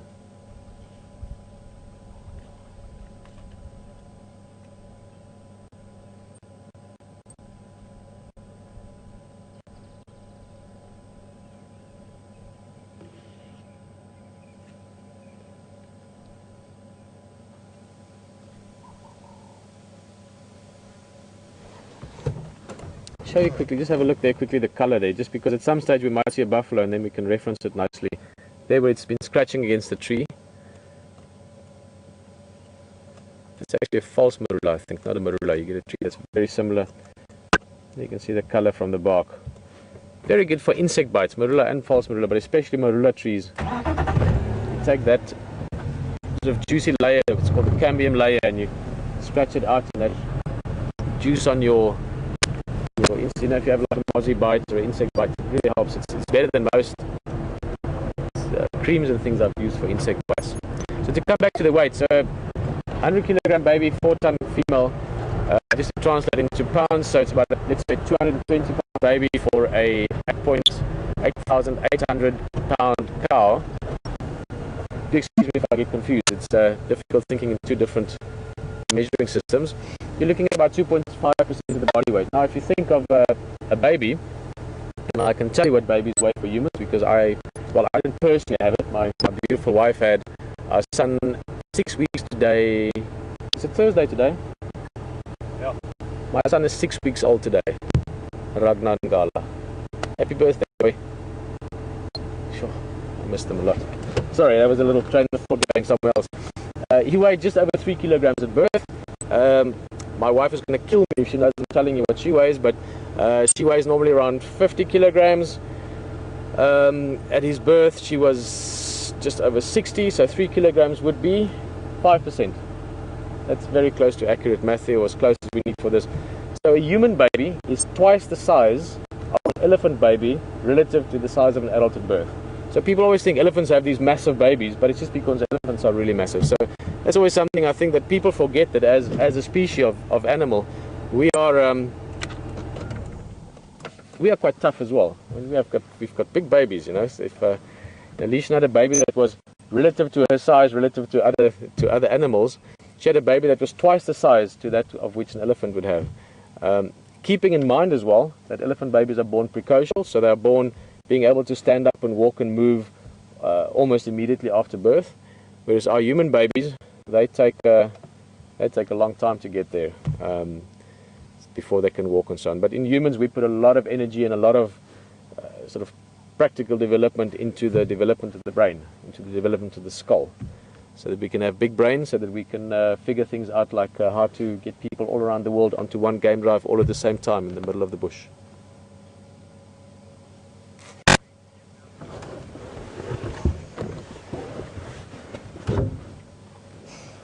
I think that's a great idea. We're going to look around a bit more, see what else we can find. We've had beautiful elephants. HT is also on the other side, Western Gari. He's looking around. Who knows, maybe something pops out. Enjoy the drive there, and see you in a bit.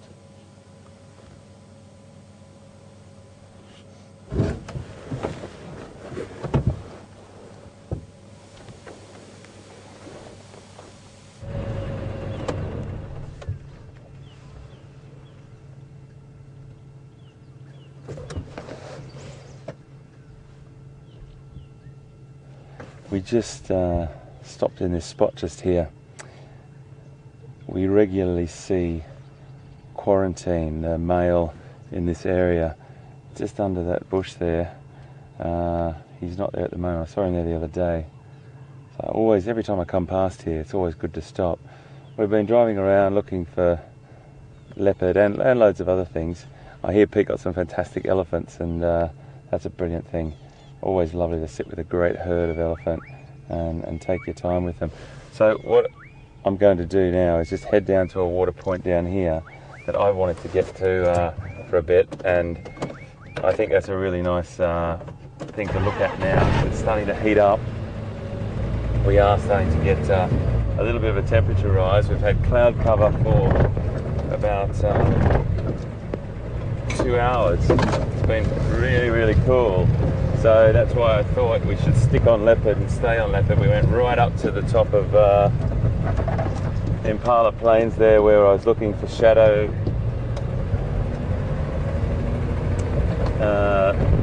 Impala Plains was where I was looking for shadow last night, and that was not a painful process, but you're constantly going around and you're just really wanting to see that leopard, because I haven't eyeballed her yet.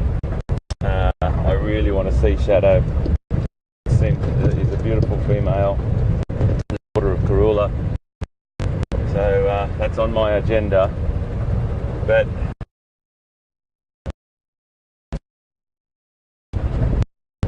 go and just carry on with that whilst the temperature was quiet. But I've just had a change of heart. I think I'm going to go down to the right side here. I don't know, you get these funny things when you're on game drive. You just get these premonitions, your intuition.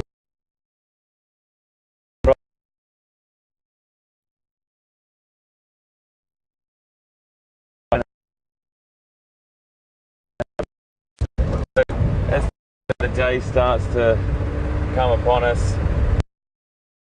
we'll start to retire the areas which and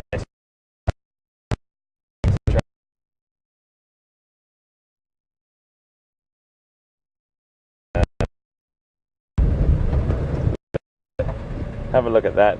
Now that is what I call absolute joy and bliss. If you love mud, That's probably a very, very expensive spa treatment for in the animal kingdom. So what we would have here is elephants and buffalo, and they would come down and wallow in that. It's just been used as well. You can see by the way the water's all splashed around the edges, so there's a good chance that buffalo has been lying in there and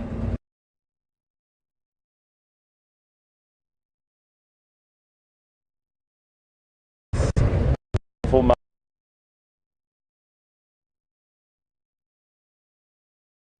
So it's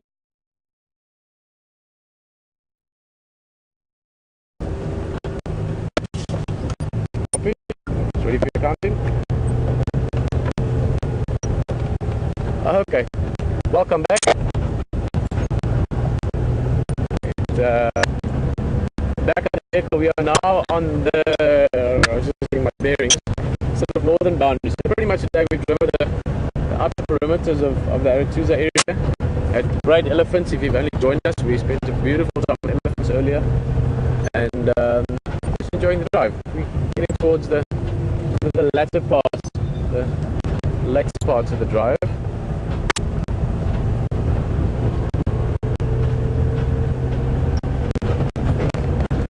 Up ahead, yeah, I have checked the boundaries before, so we'll probably take the next one. There's a area called Jigordi Pan, which will probably be dry. It hasn't rained enough for it to have water, but we'll cut into the south a bit more from there.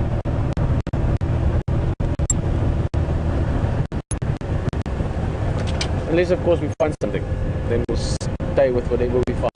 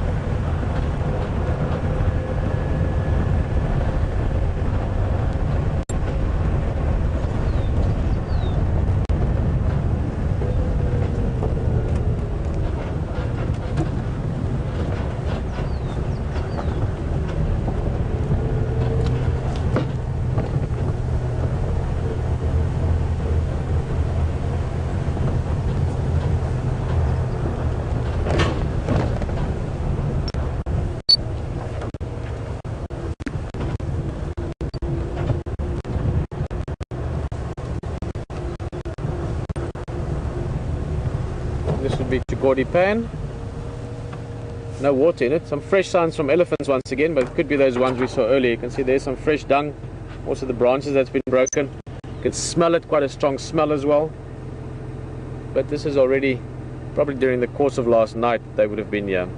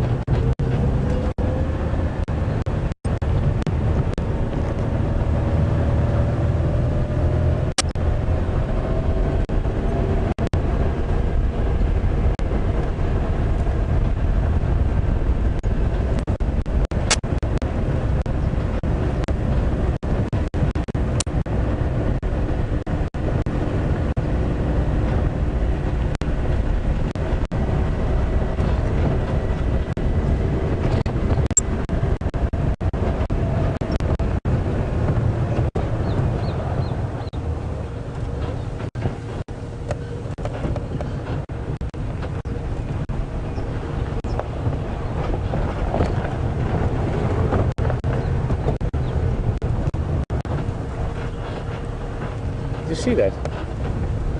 It's like a flash of something. I don't know. It might have been a big bird. It was just through the. Oh, it's a duiker. Okay. It's just a movement. Duiker is a tiny little antelope. I don't think we're going to see it actually. No. Yes. Yeah, we can maybe see it.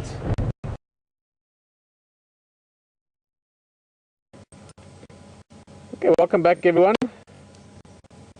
Hey, shake of the head, shake of the head. You see that little tuft of black hair on the head, like a little mohawk, as well as the black marking down the front of the face.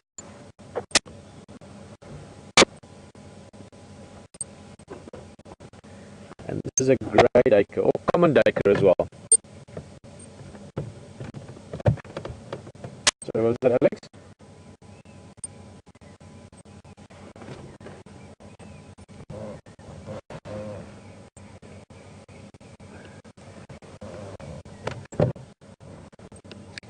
Charlie, do you copy?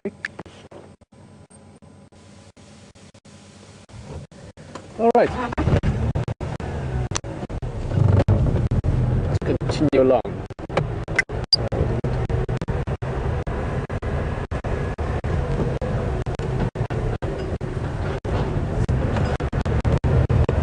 Normally and after the burn. So all that dead material, you can see the greenery coming through here as well, but on the right hand side all that dead material has been burnt away, so it's all fresh, new leaves, new grass coming out. Fire is actually quite good for an area, not the whole time, all the time, but fire every few years is very, very healthy for the habitat.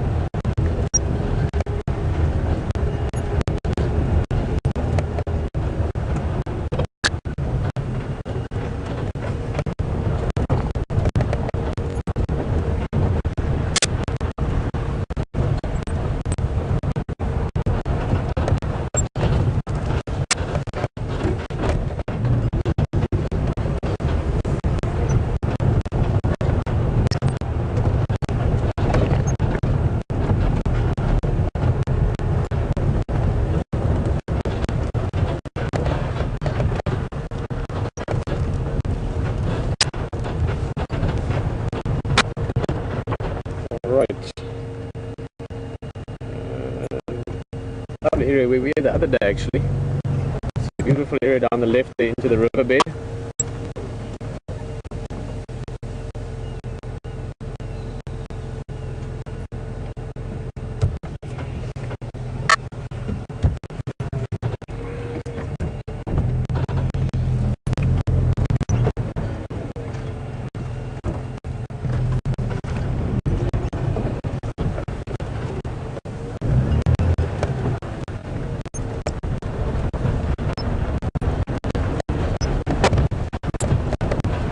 Little squirrel.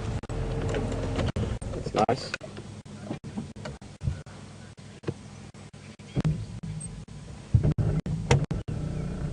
Oh, isn't that cute? I like squirrels. We all like squirrels. This is a young one as well. This is a tree squirrel.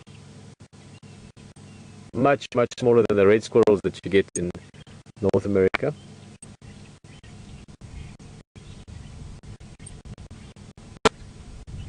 And this one I would say probably somewhere in this tree there's a little hollow or a cavity that they've used as the nest, and this was where this little guy would have grown up.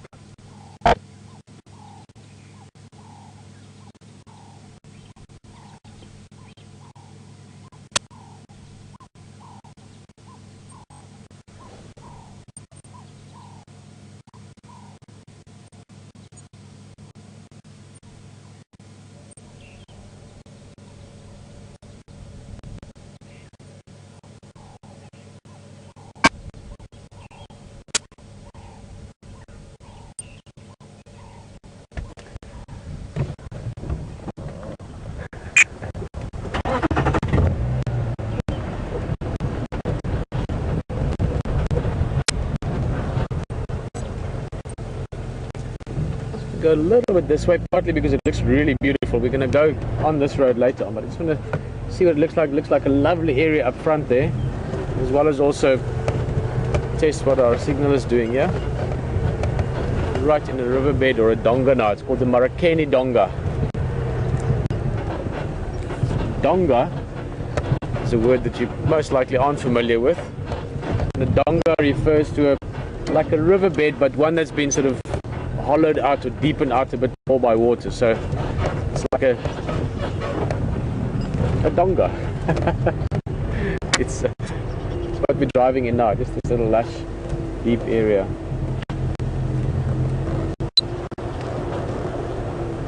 The old bit of carcass lying in there. It looks like lions killed a buffalo. Yeah, I'll show you when we come out now.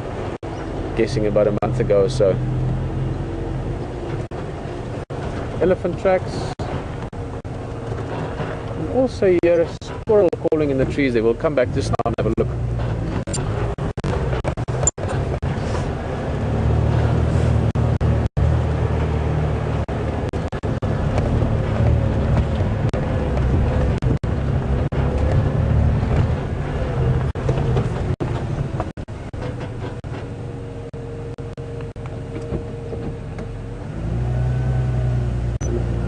Push the tree over there.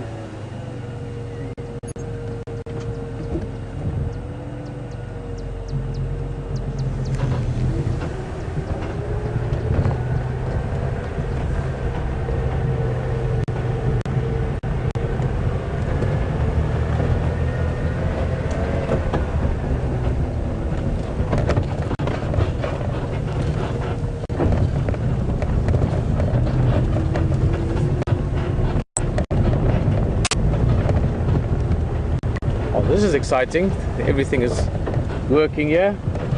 Beautiful area. We're going to be driving here every so often. This is just perfect habitat for leopard. Elephant as well. Lots of signs of elephant.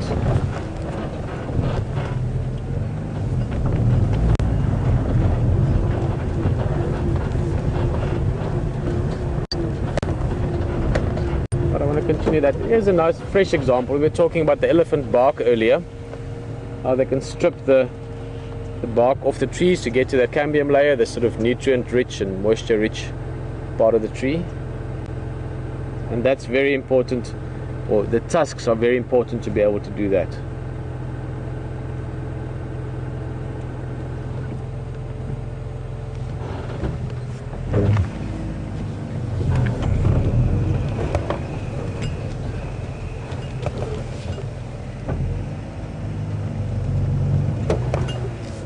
Alright, well, we're just going to turn around and get back to the road in the back that we just turned off from. We're going to drive with Hayden a little bit, see if HT can find anything that side. He's looking, we're looking. We've got about 25 minutes left, so who knows, we can still find anything in that time. Enjoy it, and we'll see you back here in a bit.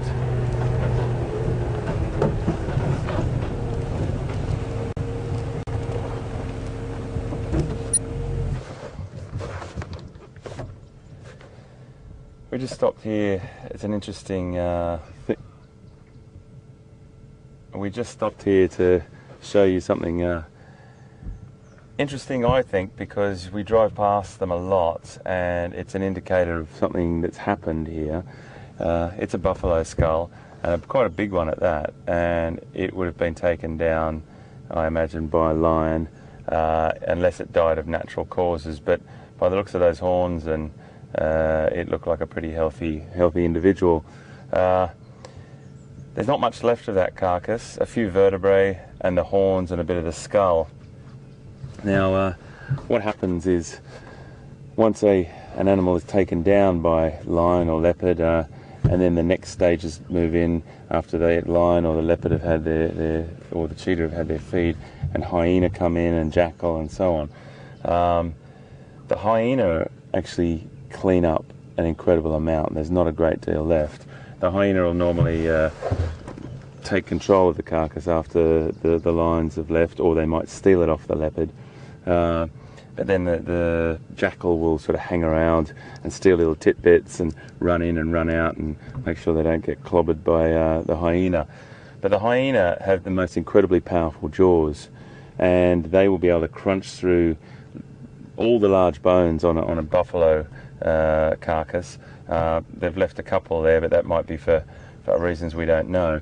And they digest nearly everything, except there's a huge calcium content, and that actually comes out in their droppings. So when you do come across hyena droppings on the ground, you'll see these large clumps of what looks like a normal sort of carnivore dropping, for want of a better discussion. Hope you're not eating at the moment. Anyway, I'll move on. And it's very, very white. It just looks like chalk. And what you'll then find is there's certain birds and even tortoises that will eat that to boost the calcium in their diet. Oh, yummy. Anyway, just thought I'd share that with you. Moving on. Hope you're all right. We're going to head up here and have a little look-see what we can find. We've got about 20 minutes left on this drive, and we'll really take a good look around the area where we saw some of the leopard spoor yesterday.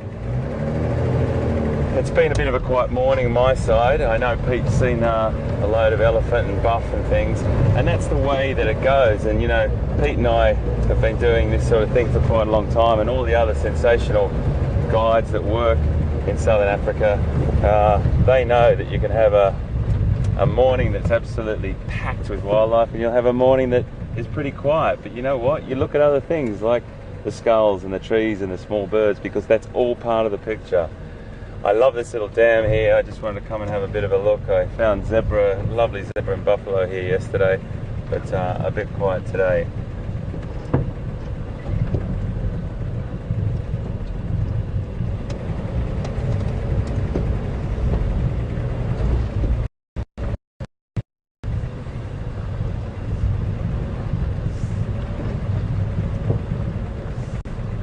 We're right up on the dam wall now.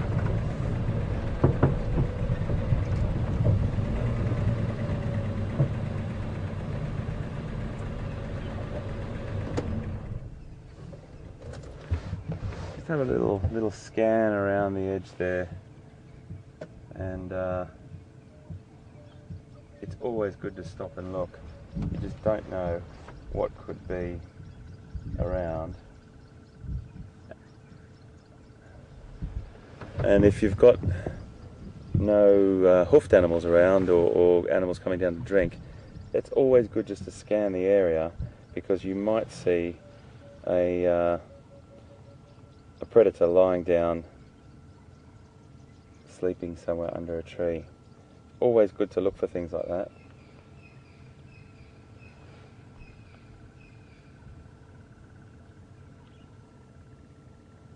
You can see a bird just walking through with that funny little walk there. He's called a hammerkop. Now, he's a really busy little guy. He's got that hammer-shaped head. Look at him go there, that fantastic walk.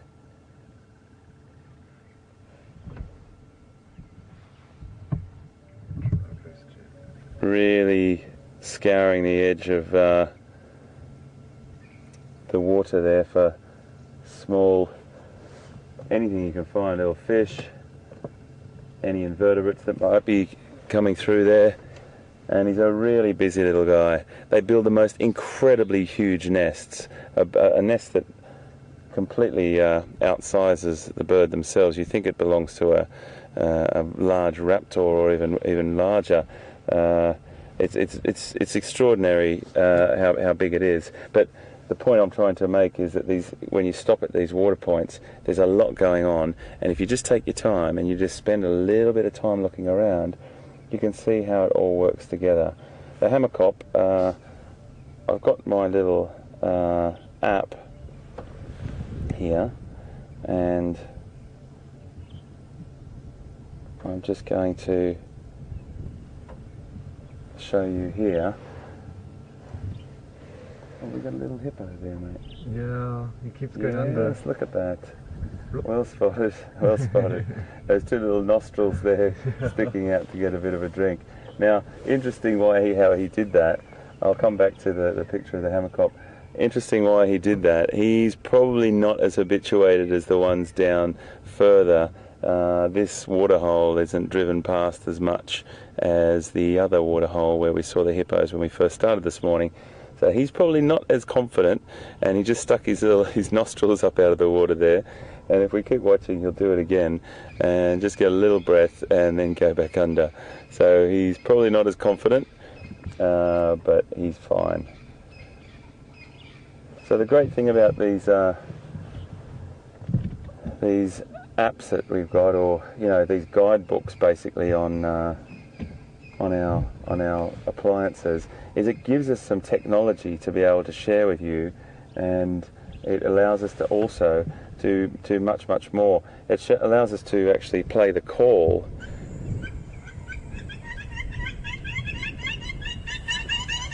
And that is the call of the hammerkop. And that's the sort of thing that when you get this technology, it really does make it a lot of fun. Birds, as I said, they can be a really incredible pastime, and you do see loads of them, but if you haven't got a guidebook or some form of identification, you can have a tendency to get a little bit bored. So an app like this does make a huge difference. It shows you the picture, it shows you the information, and more importantly, what I just said then, it shows you, or allows you to hear that really fantastic call. I'm sorry, I just dropped that down there whilst Brian was focusing on it. And that call is one of the things that you can identify the bird with. So it's the call and the visual of the bird. Now, the thing I want to really mention to you about any technology like that is you need to use it wisely. Now, there's a lot of birding organisations in the world, and Southern Africa's got its fair share of fantastic ones. But those calls can be used in a way that actually is detrimental to the species. So a lot of people think, okay, right, I've got this technology, and what I'm going to do is I'm going to play the call and try and attract the bird to it. Well, that's all well and good in theory, but you have to learn about the bird and understand their breeding patterns, when they're nesting, how much energy they actually expel trying to come to you if you are attracting them. Because potentially what you are is a threat to their territory. So with a lot of the small birds, and just some are more sort of protective of their territory than others, if you play that call, they will come and they will actually send off a call towards you, or send off a territorial voice to you, and that actually takes a lot of energy out of the bird.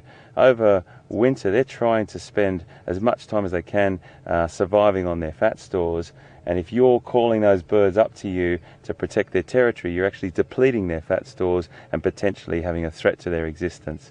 So I really want you to take heed of that warning, and it's something that you can research yourself, look online and find out loads more about it. The apps and the technology that we've got at our fingertips these days to watch wildlife is extraordinary, and we've got to harness that. We've got to use it the best we possibly can, and we've got to use it to excite the younger generations exactly in the day and age that we are now.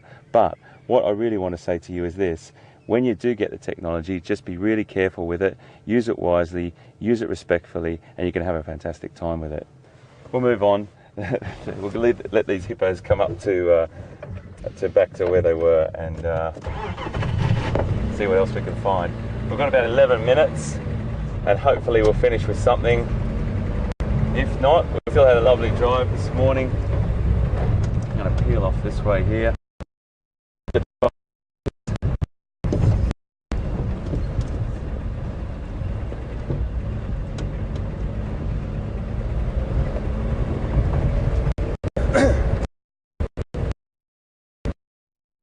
Again.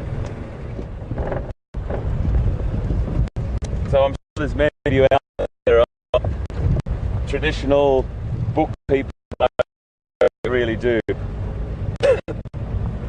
Having your guidebooks, your bird guidebook, your mammal guidebook, your is really important stuff. We travel and we've got a stack of guidebooks this week. Sometimes it's a little bit of a schlep or a little bit of a hassle to in your vehicle. It's really nice to hand over to the team on the truck to have a look at. But one of the things I find that I've tried to adapt to is getting two options. So maybe having one of your guidebooks as your bird book or your mammal book on with you, and then having these fantastic apps that are available on your technologies as two options. So maybe having one of your guidebooks as your bird book or your mammal book on with you, and then having these fantastic apps that are available on your technologies as well, and handing those around, because you can have the bird calls and loads of photographs and information as well. And I touched on, I sound like a real old man now, the younger generation. I really mean that. I feel young at heart, that's for sure. But you know, I've been traveling and working through Africa for like the last 20 years, and it's deep within my soul. But I have had to realize that, you know, books are incredibly special things, beautiful things. We all need to have books.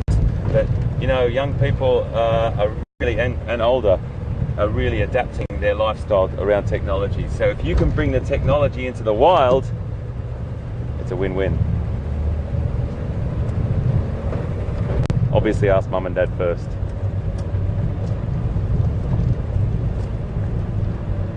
We don't want to have the iPad just getting covered in rain or dust. So I reckon in the last few minutes we head down and we see if our hyena friends are here. Our little hyena den might be active, it might not.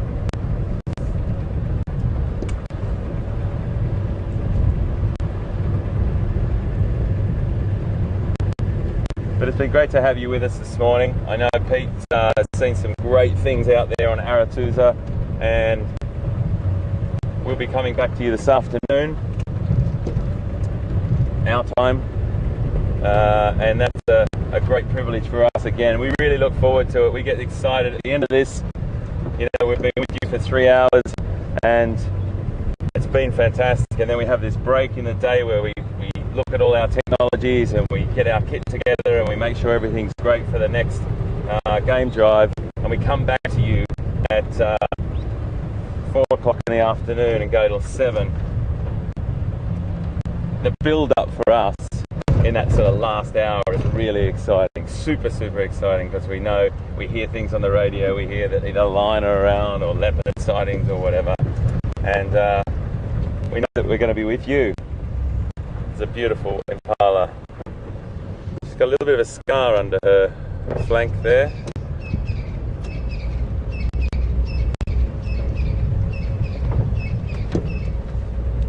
There's a few impala through here, so I am taking that as a signal or a sign that these impala rams walking up this road, there might not be a lot of action at the hyena station. The hyenas have left the building. These beautiful impala rams just here. I'll just go slow. Aren't those horns superb? That shape, that lyre shape.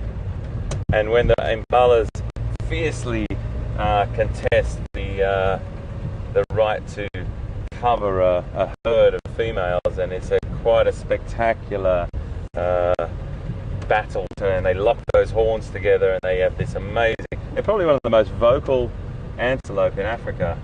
They got this incredible roaring sound when they are protecting their territories, particularly when they've finished the battle and they push the other one off. They will fiercely battle and then finish with this incredible grunting sound.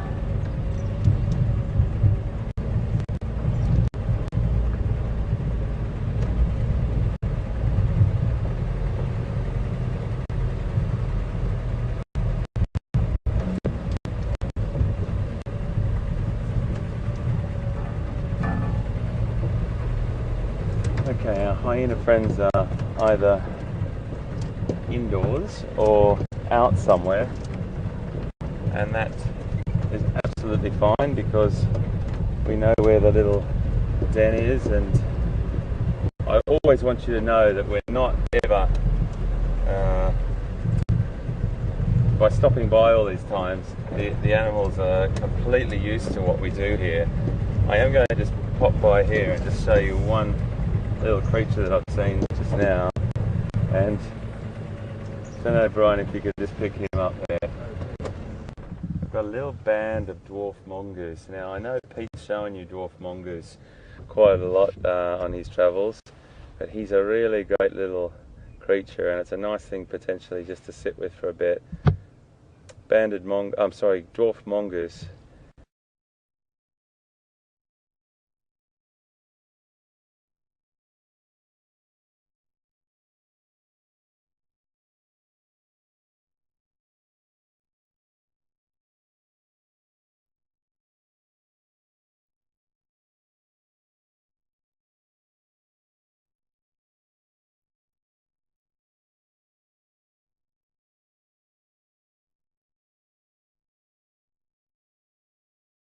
Give a reboot there.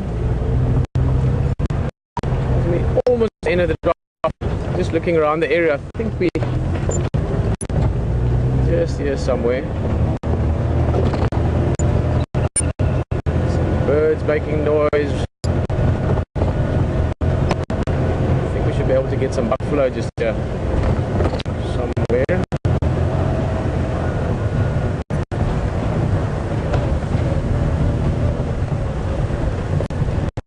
There we go. Oh, a few buffalo actually, and it's a breeding herd. Lovely. There's a couple of bulls on the left. But our time is almost over for the morning. Sit with the youngsters. Let's pay attention at the next generation running across the road there. And this is a breeding herd, so females, calves, males.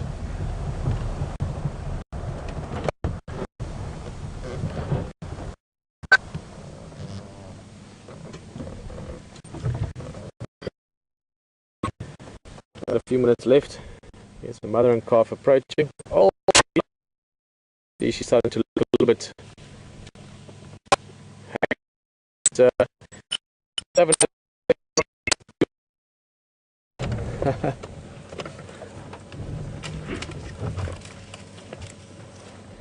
Well, guys, glad we could get you back for the last little bit of those buffalo.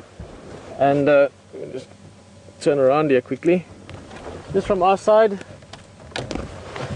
here in Sabi Sands and Djuma and Aratuza, where we've had a lovely morning, fantastic elephant, buffalo. I just want to say thank you very much. For myself, Peter, and the whole crew. HT, I know, would like to say cheers as well. He's had a nice time in Western Gari.